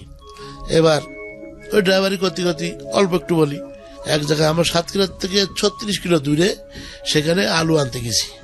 যাওয়ার পরে শাকের চেয়ারম্যান তার নাম, সেখানে গাড়ি ঘোড়া যায় খুব কম। আলু আনতে গেছি, এবার আলু তুলতেছি, আলু তোলা গেছে, সামনে একটা মাদ্রাসা, আবার রোডটা আবার মাঝখানে উঁচু, ঠিক এরকম, আর 2 সাইডে চাকা যাবে, গাড়ি ডানু বায়ু যেতে পারবে না, ডানু যাতে। আচ্ছা, মাঝখানে উঁচু, ডানি গেলে চাকা বাইতে যাবে, বাই গেলেও চাকা বাইতে যাবে, সোজাই যাতে হবে, মোড়ের থেকে যাই আবার ঘোরা যাবে, এছাড়া কোনো উপায় নেই। আর সামনে মাদ্রাসা ছুটিয়ে গেছে, ছেলেপিলে কিলবিল করতেছে। এখন সাইডে এক ছিল খেজুর গাছ থাকলে খেজুর গাছে একটা বাচ্চা উঠে বসে আছে, আমি তো সামনের দিক লক্ষ্য, উপরে তো লক্ষ্য না। এখন ও বাচ্চা বসে, আর এই যে ট্রাকের এই সাইডে, পিছনের বাম সাইডে ঝুলে লোক যাচ্ছে, আর খেজুর গাছের গাছে সেমসেম যাচ্ছে, কিন্তু খেজুর গাছের গাছে সেমসেম যাচ্ছে। এখন যদি ওই খেজুর গাছ পর্যন্ত যায়, তাহলে ওই বাচ্চাটা পড়ে যাবে। এই বাচ্চাটা খেজুর গাছ দেখতেছে না, বাচ্চা উত্তর জ্ঞান নেই, খেজুর গাছ পর্যন্ত গেলে খেজুর গাছে লাগিয়ে পড়ে যাবে। আমি সামনে ক্লিয়ার, আমি আস্তে আস্তে চালায় ঝুলে যাচ্ছি, ওই সাইড দিয়ে এরকম ঝুলতেছে, এদিকে লক্ষ্য, ওদিকে তো খেজুর গাছ, ওই খেজুর গাছে যে খেয়েছে বাড়ি, আর ওই যে বাচ্চাটা ছিল ওই ফাঁকে পড়ে গেছে, দুটো জায়গায় ডেট মারা গেছে। আমি জানি না, এখান থেকে মনে করেন আপনাদের নিচতলার বিল্ডিং যত দূর হবে, এর থেকে একটু দূরই, যে আমি আবার মাল তুলতেছি, আমি তো জানি না, সামনে ক্লিয়ার। এখন এক বুড়ো এসে বলছে, বাবাজি শিগগির পলায়ন, কি ব্যাপার? বলছে 2 লোক মারা, হতেই পারে না, আমি চ্যালেঞ্জ করছি, সামনে ক্লিয়ার, তলায় কিছু নেই, তো লোক মারবে কিসি? বলছি না, ওই খেজুর গাছ তোমার গায়ে তাকে ঘিলু লেগে গিয়েছে, বাম সাইডে এসে দেখি ঘিলু, মাথা ঘিলু লেগে গিয়েছে। তখন আমার আর মাথায় কাজ করেনি, আমার হেল্পার ওই ঘিলু ফেলাই দিয়ে গাড়ির কাগজপত্র নিয়ে কেটে উঠলো। এখন আমি কি করি, আমি মোটামুটি গাড়ি স্টার্ট করে টান দিলাম, চিন্তা করে নিলাম এই টান দিয়ে আমি যে রাস্তা আইছি যেতে পারবো না, আর পাবলিকের রাতে ধরা যদি খাই আমি লাশ। আরো গ্রামের ব্যাপার, সাইড দিয়ে মোটরসাইকেল নামাই গেছে ভুই দিয়ে, আমার ধরবে তাই আমি তাড়াতাড়ি ব্রেক মেরে দিয়ে মোটরসাইকেল এলা লাগে পাদড়ায় গেলাম যে বাঁচাও। ওরা 2 জনের ফাঁকে নিয়ে, যাদের বাড়ি আলু আনতে গেছিলাম, ওদের 5 তলা বিল্ডিং, ওই গ্রামে চেয়ারম্যান, ওই বিল্ডিং নিচের তলায় ঢুকাই দিলে আল্লাহ আমার রক্ষা করলো, আমার গায়ে একটা স্পটও পড়িনি। না পড়লে এবার আমি মোটামুটি বাড়ির থেকে ইট পাইটকেল মারতেছে দরজায়, জোর বের করে দাও, ও গাঁজা খেয়েছে, এ খেয়েছে, তা খেয়েছে, বিভিন্ন কথাবার্তা। আমি তো ঠকঠক করে কেঁপে ছোট হয়ে গেছি অলরেডি, ভয়তে ছোট হয়ে গেছি। আর জ্বর 102-103 জ্বর এসে গেছে, 2 মানুষ মারা গেছে, আমি নেই। আমার মনে তখন কি হচ্ছে আমি নিজে বলতে পারি না। আর তারপরে মানুষ ওই হাজার হাজার লোক এসে ওই করতেছে, পুলিশ এসে গেছে। ওই অবস্থায় পুলিশের হাতে তুলে দিল, আমার তুলে দিলি 1997 সাল তুলে দিলি পুলিশের সাথে। আমি আসতে একটা আমি মনে করলাম ওই গুলি খাইতেছে। এই দৌড়তি 10টা রাতে 11টা বেজে গেছে। কোথায় যাচ্ছে আমি আন্দাজের পর দৌড়চ্ছি, বাগানের মধ্যে দিয়ে যাচ্ছি, কাটা টাটা ফুটে হঠাৎ এক বাড়ির ঘেরা কুঞ্চি জানেন কিনা বলতে পারো, কুঞ্চি দিয়ে কুঞ্চির পাঁচিল, ওই পাঁচিলের পর লাভ দিয়ে নিচে পড়েছি, আর এই মালা ঘুরে এই পাশে চলে গেছে। তখন আমি মোটামুটি মানে সেন্সলেস যাওয়ার মতো আমি পড়ে গেছি অলরেডি। ওই দিন শুক্রবার ছিল, অনুরোধের আসর হয় ওই সময় রেডিওতে 11টা পর্যন্ত। আর ওই যখন পড়ে গেছি তখন কুকুর খেকা করে উঠছে। আচ্ছা, তো এই গ্রামের লোক আমার যদি চোর বিলে পিঠেই রাত 11টার সময় আমি নেই, এবারে জায়গা চেঞ্জ করে নিলাম, কুকুর আর খেকাচ্ছে না, তখন বাঁচিস। এখন কোথায় যাব, পাশে আবার নদী, তারপর সব কুকুর পোশাক ঘেরে, রাত্রি পাহারা দেয় কুকুরি, ওখানে যদি যাই তো খেয়ে ভালো, আমি জানি না। যাক দেখি একটা বাড়িতে, পাশের বাড়িতে টিম টিম করে আলো জ্বলতেছে। এখন তারা আবার 2 ভাই ভ্যান চালায়। আমি যেই ঠেলে উঠে আম্মা একটু বাঁচাও, আব্বা একটু বাঁচাও। এখন ওরা আসে চিল্লাই মিল্লাই উঠেছে, কি ব্যাপার পাগল? বাবা আমি পাগল না, আমি ভালো মানুষ, আমি এরকম অ্যাক্সিডেন্ট করি, আমার একটু বাঁচা, পুলিশে দাবড়াচ্ছে। এই যে শুনিয়েছে পুলিশে দাবড়াচ্ছে, আর দেখা যাবে না, কয় আমাদেরও ধরে নিয়ে যাবে। গ্রামের লোক বোঝে না। আমি যে তারে আবার পা জড়াই ধরলাম, ওই পা ছাড়িনি। আমি যাবো কোথায়, আমার যাওয়ার শক্তিও নেই। আমার এই 5 জনই, আমি যে হাফ কিলো কি কোথাও যে একটু আশ্রয় নেব, শক্তি নেই। যাই হোক, ওদের একটু মায়া হইলো আল্লাহর তরফ থেকে কি জানি না।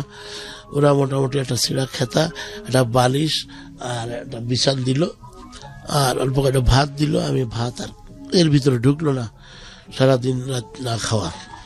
যাই হোক, রাত 4টার সময় মশায় কামড়ায় সরকার, আর কোথায় সব আবাসে দিয়েছে, কিছু কি হয়েছে বুঝতে পারতিস না। আমি রাত 4টার সময় আমি বললাম, ভাই আমার একটু আগাই দিয়ে আসো। তো ওই 2 ভাইয়ের ঘাট ধরে এক পাতে হাঁটতে নদী পার করে দিল। দেওয়ার পরে হাঁটতেছি, সামনে 3 কিলো হাঁটতে, তারপরে বাজার, তারপরে যে হইলো ওখানে হেলিকপ্টার পাওয়া যাইতো, তখন সাইকেলের পিছনে সিট বানায় হেলিকপ্টার মিলে চালাইতো। এখন ওই 3 কিলো যাইতে দেখি আমাদের সহজ গামছা বিক্রি করে আসতেছে একটা লোক, ও পিছন থেকে আমার হাঁটতে আগায় এসে ধরে ফেলেছে। বলছে, ভাই কোথায় যাও? আনলাম, ভাই এই ব্যাপার। তখন একটু মিথ্যে কথা বললাম, দেখেন আমার একটা ভাই ঘেরে থাকে, তা হারাই গেছে, পাচ্ছি না, তা আমি পড়ি যে আমার এই অবস্থা। পুলিশ চিন্তা, পুলিশের কথা বললে আমার আলাক রকম হবে। এবার উনি হাত ধরে নিয়ে বাজারে নিয়ে মিষ্টির দোকানে নিয়ে দিল একটা মিষ্টি আর একটা পাউরুটি। তা বোধ হয় 6 মাস বয়সে, গন্ধের ঠেলায়, তারপরে খিদের তাড়ো নাই, তাই মোটামুটি খেয়ে নিলাম। নেওয়ার পরে ওখান থেকে আসলাম সাতক্ষীরায়। এসে আমার বোনের বাড়ি যে উঠলাম, তা পুলিশ দেখলি ভয় লাগতেছে। বোনের বাড়ি যে ওই মঙ্গলের বাড়ি উঠলাম, আর বোনটা দেখি বুঝলি কি ব্যাপার, কি অবস্থা তোরা? এইবার কথা জিজ্ঞেস করি না, 2টো ভাত দে। তো কবুতরের গোশ রান্না ছিল আর 1 গামলা ভাত ছিল। তা ওই বাড়তি চাচ্ছিলাম, তোর আর বাড়া লাগবে না, ওই যা ছিল ওর মধ্যে ঢেলে নিয়ে এরকম ঘোলাই নিয়ে সব খেয়ে ফেললাম। 2 দিন 2.5 দিন খাইনি। এটা কি মানে বিয়ের পরের ঘটনা? না, বিয়ের আগের, বিয়ের পরের ঘটনা। হ্যাঁ, এইবার খাইনি, খাইয়ে এবার সুস্থ হলাম। তারপরে জামিন দিয়ে মোটামুটি গেলো। যাই হোক, এইবার জামিন বলতে কি মানে আপনার কোর্টে যাইতে হয়েছে, মামলা? এটা নিয়ে মামলা হয়েছে 150 দিন। আমার হাজির 150 দিন পার করার পরে কেস মিটেছে। ওদের আবার 20-40 হাজার টাকা তুলে দিছি, মালিক তরফ থেকে 20,000 টাকা দিছি। এই 40,000 টাকা দিছি, যারা মারা গেছিল গরিব মানুষ, ওদের টাকা দিছি। বিমা করা ছিল, সে টাকা তুলে দিছি, ওরা সন্তুষ্ট। আচ্ছা, এটা তো আসলে আমাদের জায়গা থেকে আমরা সবসময় যে জিনিসটা দেখি, অ্যাক্সিডেন্ট হলে সবসময় ড্রাইভারের উপরেই দোষটা আসে। আমি নিজেও গাড়ি ড্রাইভ করি, আমি নিজেও জানি যে কিছু কিছু সময় আসলে ড্রাইভারের কোনো দোষই থাকে না, এবং পথচারী যারা থাকেন বা যারা অ্যাক্সিডেন্টের শিকার হন তাদের ভয়ঙ্কর রকমের দোষ থাকে। কিন্তু মানুষের একটা সাধারণ সেন্স মনে করে যে ভিকটিম যে সেই আসলে নিরপরাধ, যে কাজটি করেছে সে আসলে অপরাধী। এখানে আসলে এই জায়গাটায় পরিবর্তন সম্ভব না, কারণ মানুষের ওই মুহূর্তে তো আসলে সম্ভব কখন, যে নিজেকে বুঝতে হবে। একটা লোক যে কেন দৌড়চ্ছে সেটা আগে দেখতে হবে, তারপরে তার গায়ে দিতে হবে। আপনি মনে করেন একটা লোক সাপোজ বিপদে পড়ে দৌড়চ্ছে, আর একজন বলতেছে চোর, অত সে কখনো সে চুরি করেনি, অন্য বিপদে পড়িত হচ্ছে। এখন এই জনগণের কথা ওই ধরে নিয়ে ওকে ধুলাই করে মেরে ফেলে দিল। হ্যাঁ, অথচ দেখলো না যে ও আগে কি করছে, ভয়ানক রকমের অন্যায়। এটাকে আমি বলি ফার্স্ট ইমোশন। ফার্স্ট ইমোশনে আমি 22 বছর ড্রাইভারি করেছি, আমি খুব অভিজ্ঞ ড্রাইভার। এবং আমি যখন এর ফাঁকে আর একটা কথা বলে যাই, আমার নাম অরিজিনাল নাম তো শহীদুল ইসলাম। তো আমি আমার উস্তাদের যখন বললাম, আমার উস্তাদ খুব লেটে আমাকে ছেড়েছে। দেখ, শুধু একটাই কথা বলছিল যে দেখ, তোর যেদিন ছাড়বো তোর আর পিছন ফিরে চাতে হবে না, ঠিক আছে? তো আমি চিটাগাঙের টিপ খাটতাম, মাছের টিপ, এই বললাম না এইসব ফাটা। 12 ঘন্টায় বেডফোর্ড গাড়ি, তখন 12 ঘন্টায় চিটাগাং। বাবা, বেডফোর্ড তো সেই রকম গাড়ি। হ্যাঁ, না নর্মাল, এখন তো টাটা, লিল্যান্ড, হিনো, ইসুজু, মানে জার্মান, জাপান সব বেরোচ্ছে। তখন তো অল্প মাল নিয়ে আর কি। বেডফোর্ড বলতে আপনি যেটা ট্রাকের কথা বলতেছেন, তো ট্রাকে তো এটা তো বড় ট্রাক। ছোট, এখন ও ছোট, ওই তুলনায় এখন বড়, কিন্তু ওই সময় ছোট ছিল। ওই তুলনায় এখন ছোট, আর ওই তুলনায় তখন বড় ছিল। আচ্ছা আচ্ছা। এখন ওই গাড়ি 12 ঘন্টায়, হিনো গাড়ি, আগে চলে যেতাম। আমার 1000 টাকা বকশিশ দিত। তা আমার ওই গাড়ি আর রোডে থাকে, ছিঁড়ে ছুটি নিয়ে বেরোয়, আমি ঠিকই ভোর 6টার ভিতরে পৌঁছাতাম। এখন আমি অন্যায় করিনি, আমার নামায় দিল, আমি আর মোটর গাড়ি চালাবো না, আমি ভিক্ষে করে খাবো, আমি মোটর গাড়ি চালাবো না। এখন ওই দিন নেমে যাওয়ার পরে আমাদের ভোমরাতে এক্সপোর্ট ইম্পোর্ট হয়, ওখানে পোর্ট হয়েছে। এখন ওখান থেকে একটা ছেলে শওকাত নাম করে, ও আমার সামনে থেকে গাড়ি ঘোড়া ঠিক করে ওই আপনার ওই নিয়ে যায়। তখন আমি ওই ড্রাইভারে বাদ দিয়ে ওই করতে লাগলাম। তাতে দেখা যায় 200, 300, 400, 500 টাকা কামায়। আমি আর ওই ড্রাইভারের থেকে সরে পড়লাম। সরে পড়ার পরে এবার ভোমরাই গেলাম, যে দেখি যে মানে এর নাম বলে ব্রোকারি, আবার বাংলায় বলে দালাল। তা আমার একটা নীতি ছিল, সত্য কথা বলি। এবং যেসব গাড়ি চুয়াডাঙ্গা, আমি এখনো হয়তো ক্লিয়ার বলতে পারবো না, তবে আমি 58টা ডিস্ট্রিক্টের নাম ডাইরেক্ট মুখস্থ বলতে পারতাম। এবার ওখান থেকে ওই শওকাত আমার নিয়ে যাওয়ার পরে আমি ওই 1-2 করতে ওই দালালি, মানে যশোর, খুলনা যেসব গাড়ি আসে, তখন গাড়ির ক্রাইসিস খুব। আমার কন্ট্যাক্ট 500 টাকা দিই, একটা গাড়িতেও 500, 15-20 টাকার গাড়ি দিতে লাগলাম। তাতে 10,000, 8,000। আমি টাকা তো অভাব নেই, এতদিন কোথায় ছিলি? এই গতি মোটামুটি এলো। এই তো আর অনেক আছে, তো 2-4 দিনও শেষ হবে না। যাই হোক, আমি যে জমি বিক্রি করেছিলাম, আমি আবার জমি কিনতাম, জমি বেচতাম, আবার সাব কন্ট্রাক্টারি করতাম, ও অনেক সময় লাগবে। যাই হোক, এবার ওই জমি এই টাকা নিয়ে আসি জমাত 8 লক্ষ টাকা এলো আমার কাছে। কত সালের দিকে এটা? 2009-10। মানে আজ থেকে প্রায় আপনার 8-9 বছর আগের গল্প। ওকে, 8 লক্ষ টাকা এলো। তা আমি যার ওই মাছ টানতাম চিটাগাঙের, ও লোক আমার পরে আস্থা ছিল এবং মানে খুব বিশ্বাস করতো, যখন যা বলতাম শুনতো। তো ওই লোক আমার দিল। ও লোকের আবার পার্সের দোকানে বললো, টাকা কত আছে? 8 লাখ টাকা আছে। বলতে নিয়ে গেলাম একটা চেক লিখে, ন্যাশনাল ব্যাংকের চেক লিখে নিয়ে গেলাম। নিয়ে যাই লোক ওই 68,500 টাকার একটা চেক লিখে দিল। এই 8,68,500 নিটল মোটরে জমা দিলে গাড়ি দেবে। আচ্ছা, আর বডি টডি আবার করে নিতে হবে। এবার ওই গাড়ি মোটামুটি দিলি এবার ওই প্রতিদিন কাজ করি আর বডির কাজ করাই। এই প্রথম আপনি একটা গাড়ি কিনলেন? আচ্ছা, কাজ করাই করতে 1-1.5 মাস লেগে গেল। আমি পয়সা তো আমার ওই কামাই করে তাই করতে, এবার কেউ দেয়নি। এবারে বডি দিয়ে দিলাম, গাড়ি রোডে চলতে লাগলো। গাড়িতে যা কামাই করে তা শেষ। প্রতি মাসে 1,16,334 টাকা দিতে হয়। 1 বছরের কন্ট্রাক্ট নিছি, 1 বছরের শোধ করতে হবে। আপনার ওই জমা দিতে হয় আর কি, ইনস্টলমেন্ট? হ্যাঁ, আচ্ছা, জমা দিতে হবে 1,16,334। আচ্ছা, এইবার আমি আয় করি, দেখা যাচ্ছে আপনার 20-30 হাজার সংসার খরচ বাদে, আর ওদিক থেকে কামাই করে ওই টাকা দিই। এর মধ্যে হঠাৎ একটা লোক শ্রীমঙ্গল থেকে আসলো, নাম হলো হানিফ। সে শ্রীমঙ্গলে পেঁয়াজের ব্যবসা করে। ওনার ছেলে আর ওনার কর্মচারী আসলো। কি ব্যাপার? আমার অ্যাকাউন্ট নাম্বার নিয়ে 2 লাখ টাকা দিল। কেন? 2 লাখ টাকা দিলেন কেন? বললাম যে বলছে কি আমার এক গাড়ি পেঁয়াজ কিনে দিতে। সে আবার কিরকম বলছে আপনি দাম করে কিনে এই টাকা দিয়ে দেবেন। আমি কেন? তো বলছে আপনার ভালো লেগেছে তাই আমরা আনবো টাকাটা কার মাধ্যমে, আপনার ভালো লেগেছে আপনার অ্যাকাউন্ট নাম্বার, আমরা তো চিনি না কারোর, আপনারে আমরা শুনেছি যে আপনি লোক ভালো, তো আপনার অ্যাকাউন্টে আমরা আনিছি। না আমি পেঁয়াজ কিনে দিতে পারবো না। তো কয় না আপনি টাকা শোধ করবেন, আমরা ইয়ে করবো, আপনি টাকা দিয়ে দেবেন। যা কই ওদের কথা মতো এক গাড়ি পেঁয়াজ কিনলাম। কেনার পরে ওদের দিলাম, দেওয়ার পরে ওরা আবার টাকা আনলো, টাকা এনে দিলাম। এই করতে করতে বেশ টুকটাক ওই পেঁয়াজ কিনে আরম্ভ করলাম। আপনি নিজেও বুঝতেছিলেন ব্যবসাটা কি? আচ্ছা।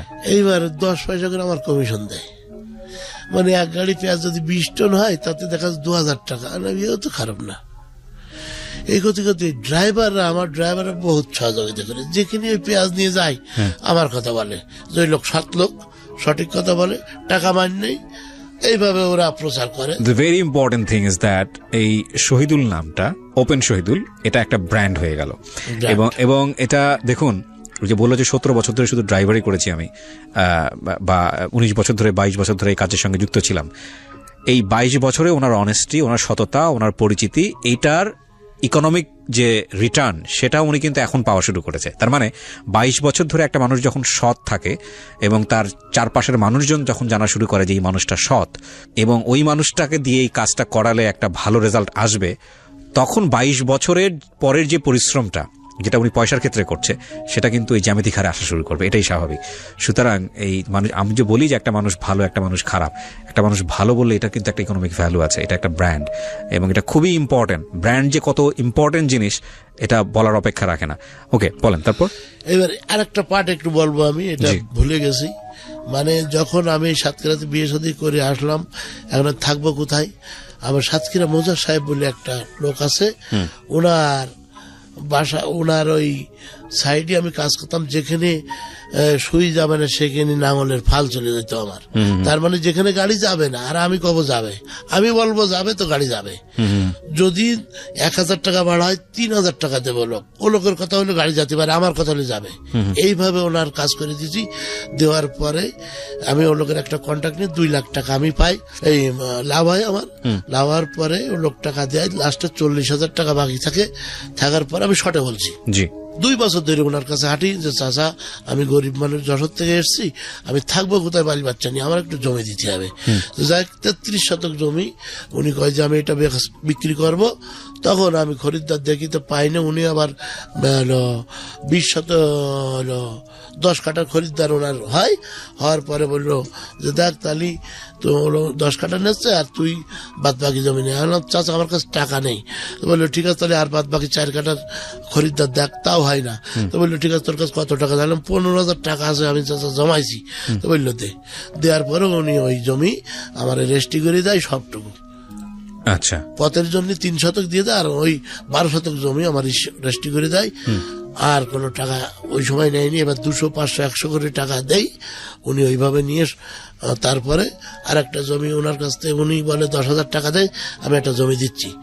হ্যাঁ, আমি ওনার কথা বিশ্বাস করে একজনের হাত পা জড়াই ধরি। 25 টাকা সমিতি ছিল, সেই সমিতির টাকা নিয়ে মানে 3 মাস জমা দিয়েছি, প্রায় 2100 টাকা কত হয়েছে।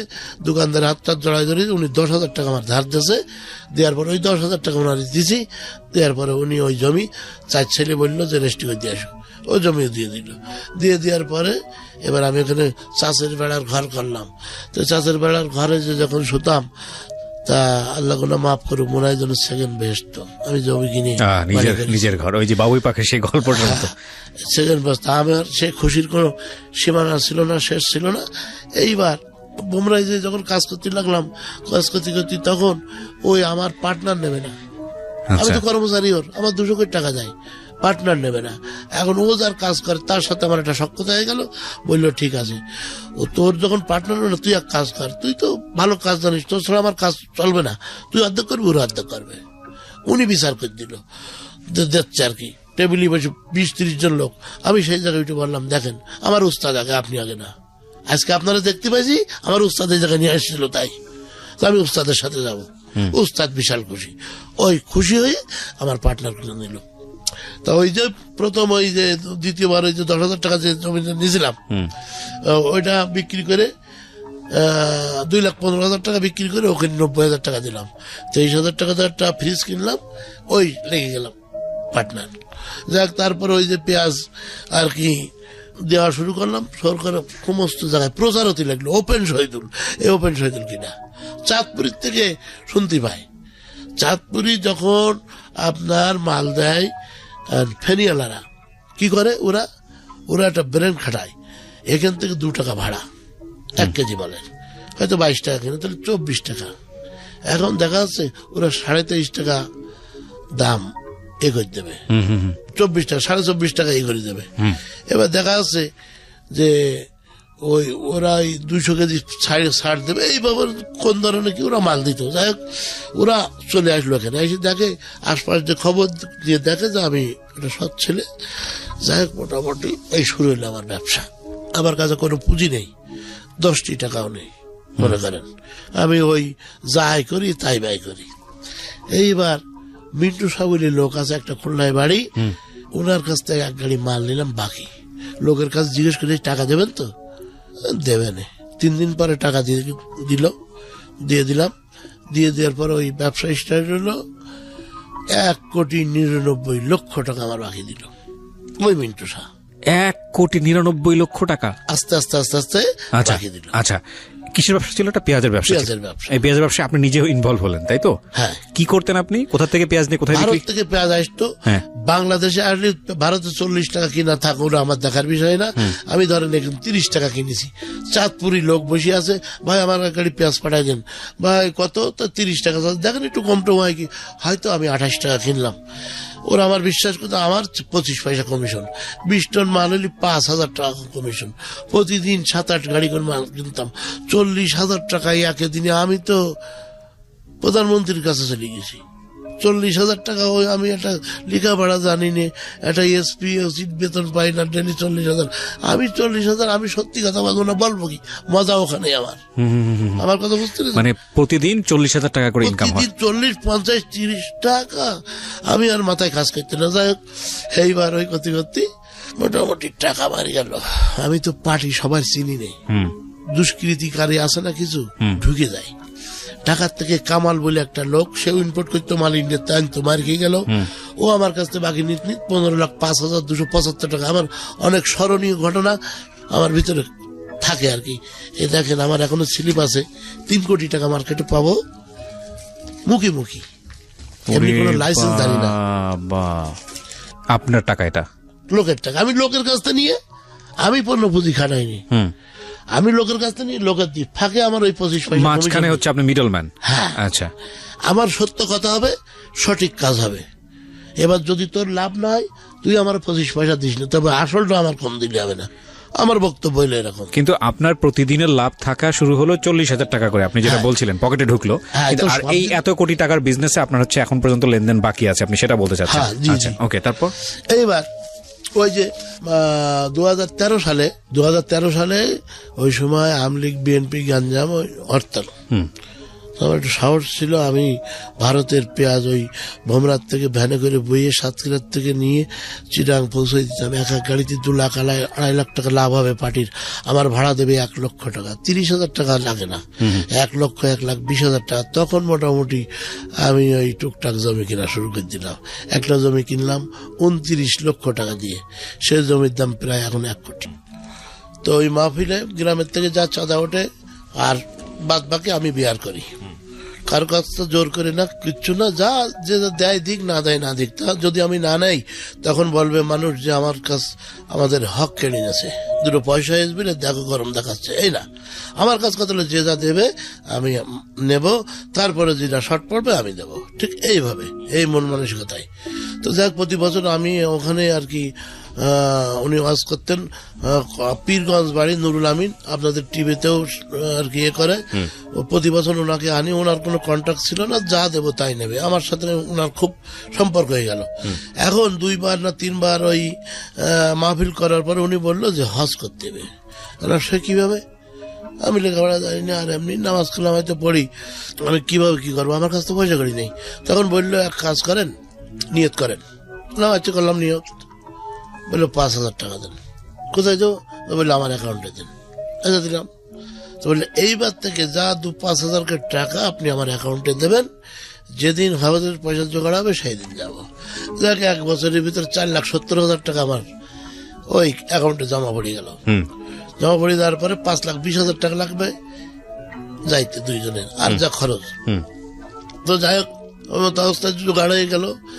রংপুরের 39 জন লোক আর আমরা স্বামী স্ত্রী, এই 41 জন চলে গেলাম হজে। যাওয়ার পরে ওখানে যে আমি আরো কিছু টাকা নিয়ে গেছিলাম, ওনাদের সেবা করতে লাগলাম। এই 39 জনকেই কম বেশি আমার কাছে টাকা আছে, ওদের কাছ থেকে হাওলাত করে ওদের পিছনে খরচ করতে লাগলাম। ওদের শুধু বলতে লাগলাম আপনি আমার বাংলাদেশে যাইতে দেন, সব টাকা দিয়ে দেবো। এইভাবে মোটামুটি ওদের কলা খান ও চা খান এইভাবে খুব যত্ন করতে লাগলাম। যখন প্লেনের থেকে বাংলাদেশে যে নামলাম, তো এরকম এই 39 জনের কান্না আর আমাদের কান্না, মানে এক মার পেটের ভাই বোন, মানে এরকম কান্না দেখা যায় হাউ মাগের কান্না। ওরা এক বাসে চলে গেল 39 জন, আর আমার প্রাইভেট আমার আনতে গেছে। আমার মন চাচ্ছে না যে আমি আলাদা বাড়ি যাই, এরকম কান্না। যাই হোক তার ভিতরে অনেক লোক মারা গেছে। এখন 18 সাল, তখন ছিল 11 সাল। তো যখন যে মারা গেছে আমি খবর পাইছি, অনেক সময় গেছিও, তারপরে আমার দাওয়াত করে নিয়ে গেছে, ওনাদের আবার আনছি। এইভাবে আমার সম্পর্ক করে 18 না 19 সাল শুরু হলো, কিছুদিন হলো। জি 19 সাল। দেখ আমার ভুল মাফ করবেন। তো এইভাবে এই পিছনের কথাটা শেষ। এখন এই বিএনপি আওয়ামী লীগের হরতালের সময় তখন জীবনে রিস্ক নিয়েছি খুব। যেহেতু আমি ড্রাইভারই করেছি, আমি ড্রাইভারদের পয়সা একটু বেশি দিতাম। রিস্ক নিয়েছি কি, হেলমেট কিনে দিয়েছি ড্রাইভারদের, আর বলেছি গাড়ি যদি জ্বালায় যায়, গাড়ি রেখে তোরা জীবন বাঁচাইছিলি, আমার গাড়ি পুড়ে যায় যা। দেখা যাচ্ছে 30 টাকার ভাড়া, তখন 100 টাকা পাইছি। এইভাবে মোটামুটি একটা জমি কিনলাম 29 লাখ টাকা দিয়ে। সে জমির দাম প্রায় এখন 1 কোটি টাকা। এইভাবে চলতে লাগলো। করতে করতে গাড়ি আমি কিনলাম, ওই দুটো যে টাটা কিনছিলাম আপনার ওই 10 টাকা। তারপরে 3টে গাড়ি দিলাম নিটল মোটর থেকে, ওই ডাউন পেমেন্ট দিয়ে। এর শর্টে বলছি ওই 3টে টাকা শোধ হয়ে গেল। এবার আইডিয়ালসি আমার কাছে আসলো যে আপনি ওই নিটল মোটরে লাভ দেবেন কেন, আমরা টাকা দিচ্ছি 1 কোটি টাকা 2 কোটি টাকা যাই নেন। আমি বলছি 1 কোটি টাকা আমি কি করবো, আমি ভয় লাগতে লাগলো। যাই হোক তার ওনারা আমার 82 লাখ টাকা দিল গাড়ি কিনতে। মানে 4টে গাড়ির দাম 82 লাখ টাকা না, বডি করতে আরো লাগবে, তাও মোটামুটি হেল্প করলো। ওরা আমার সব লিখিট টিকিট নিয়ে, আমি তো জানি সইটাই করে দিলাম। 4টে গাড়ির টাকা নিয়ে 4টে গাড়ি নিয়ে আসলাম। সেই 4টে টাকা বোধহয় 10 মাস শোধ হওয়ার পরে আবার 4টে দিল। আচ্ছা, তখন আমি তো বাংলাদেশের কোথায় কোন জেলায় কয়টা গাড়ি, কোথায় গেলে ভাড়া, আবার কত ভাড়া, কোথায় কয়বার চাকা ঘুরলে কতটুক তেল পড়বে, এটা আমার নলেজ আছে। এই যে 22 বছরের এক্সপেরিয়েন্স। জি। এখন ড্রাইভার আমার ফাঁকি দিতে পারে না, আর দেয়ও না। আমি তো ওদের দুটো পয়সা বেশি ধরে দিই, আর ঈদের সময় বোনাস দিই, বাড়ি এনে একসাথে খাই। ওদের সাথে আমি শেয়ার করি যে তোরা খাইছিস, গোসল করি, খোঁজ খবর নিই, তাতে ওরা খুব খুশি। এভাবে করতে গত বছর ছয়তলা আপনার ওই ছয়তলা কি বলে প্ল্যান করে 3 তলা উঠে গেছে, এখন কমপ্লিট হয়নি। আর আমার ছেলে 6টা ট্রাক, আমার জামাত 5টা, আর আমার হলো 10.5টা। 10.5টা কিরকম? তার মানে কিন্তু আরো জড়িত আছে আমার ভাইরা ভাই এসে 10 লাখ টাকা রেখেলাম। ওই সময় কিন্তু আমার দেখিনি, এখন সচলে 10 লাখ টাকা রেখে নিয়েই যাবে না, আর একটা ট্রাকে শেয়ার করে দিয়েছি, আর মাসে অর্ধেক পাই। এরকম 3-4 জন 5 জন আছে। আচ্ছা, আমি যদি একটু জানার জন্য আপনার কাছ থেকে জানি যে একটা ট্রাক থেকে মাসে অন এভারেজ গড়ে কিরকম ইনকাম থাকে সবকিছু বাদ দিয়ে? গড়ে মিডিয়ায় যদি বলি, এখন ব্যাপার হচ্ছে কি অনেক কথাই বলতে হয়। মনে করেন সব থেকে 50-60 হাজার টাকা থাকে, 50 থেকে 60 হাজার টাকা একটা ট্রাক থেকে ইনকাম হয়। তার মানে আপনার 10টা ট্রাক আছে, মানে আমরা ধরে নিচ্ছি যে মাসে কমপক্ষে হলেও আপনার 5 লক্ষ টাকা প্রফিট থাকে। আচ্ছা, এছাড়া আপনার পেঁয়াজের ব্যবসা আছে? হ্যাঁ, পেঁয়াজের ব্যবসা আছে, তাতে 2-3 লক্ষ টাকা আসে। আমি ট্যাক্স ভ্যাট দিই সব। আচ্ছা, মাশাআল্লাহ। আমি আপনার কাছ থেকে জিজ্ঞেস করছি, এবং আপনার বলতেও কোনো সমস্যা নেই, কারণ আপনি আজকে রেডিওতে আসছেন, আপনার ইনকাম নিয়ে বলতে আপনার কোনো সমস্যা নেই। আপনার মাসের রোজগার কত থাকে এখন সবকিছু মিলিয়ে ব্যবসা করে? এখন মনে করেন 10 লাখ টাকা আপনার হচ্ছে ইয়েতে থাকে, এবং লাভ লসও হয়। এখন যে পেঁয়াজের ব্যবসায় এমন হয়, আমি যখন একটা হিন্দু ভদ্র লোক 40 টাকার পেঁয়াজ কিনলাম, কেনার পরে 40 টাকা করে দাম হচ্ছে। একটা হিন্দু ভদ্রলোক বললো কি, তুমি 4 আনা পয়সা বাড়াই দাও, 40 টাকা 4 আনা করে মালটা কিনে গোডাউন নামাই দাও। হ্যাঁ, ওনার কথা শুনে পর আমি 40 টন মাল গোডাউনে নামাই দিলাম। দেওয়ার পরে ঈদ চলে গেল, পরের দিন লোড দিলাম, 12,13,000 টাকা লাভ হইল। সেই পেঁয়াজ 64-65 টাকা বেচলাম। এইবার আর বেনাপোল থেকে ওই হরতালের সময় পেঁয়াজ কিনলাম 50 টাকা করে, সেই পেঁয়াজ ঢাকা নিয়ে বেচলাম 90 টাকা। আবার 80 টাকা করে কিনেছি, 39 টাকা করে বেচেছি। লসটা হয় না? লস হলে তখন খাসির গোশ, তারপরে মুরগির গোশ আনন্দ করে বেশি খাই। কেন? যদি লাভ হলে হাসতে পারি, লস হলেও হাসতে হবে, এটা না আমার হিসাব। সেটাই, আপনাকে আল্লাহ কোথা থেকে কোথায় নিয়ে আসছে। লস লাভ তো হলেও যদি হাসতে পারি, তাহলে লস হলেও হাসতে পারি, এটা আল্লাহর দান। এদিন আবার সব গাড়ির গায়ে আল্লাহর দান, কথা আল্লাহর দান এন্টারপ্রাইজ। ওকে, এই জন্যই আমার ভাবছি, আমি লেখাপড়া জানি না, তবে আমি যা বুঝি, মানুষ যদি সচেতন হয়ে চলে, যদি সঠিক পথে চলে, তার জীবনে কোনো অভাব আসবে না। হয়তো দুর্ঘটনা আসবে, সামাল দিতে পারবে, অভাব আসবে না। অভাব আর দুর্ঘটনা আলাদা জিনিস। অভাব মানে নেই, আর দুর্ঘটনা মানে আছে, একটা অঘটন ঘটে গেছে, এরকম। সর্বসাকুল্যে যদি জানতে চাই আপনার কাছ থেকে, আল্লাহ আপনাকে যেখানে রেখেছিল, মানে যেখান থেকে যেখানে নিয়ে আসছে, সর্বসাকুল্যে আপনার অর্থনৈতিক অবস্থা, মানে অর্থনৈতিক অবস্থা প্রপার্টি এখন কত কোটি টাকার মালিক আপনি? এখন আমার মনে করেন 20,000 টাকাও নেই ক্যাশ, আমার সব খাটতেছে। এখন ওই জমি কিনা আছে, এখানে 3টে বিটে বাড়ি আছে, যশোরে 124 শতক জমি কিনা আছে। আচ্ছা, তার ভিতরে 27 শতক শুধু আমার ওই 35 আর সব কিনা। আচ্ছা, আর আপনার ওই ব্যবসার ভিতরে কিছু টাকা আছে।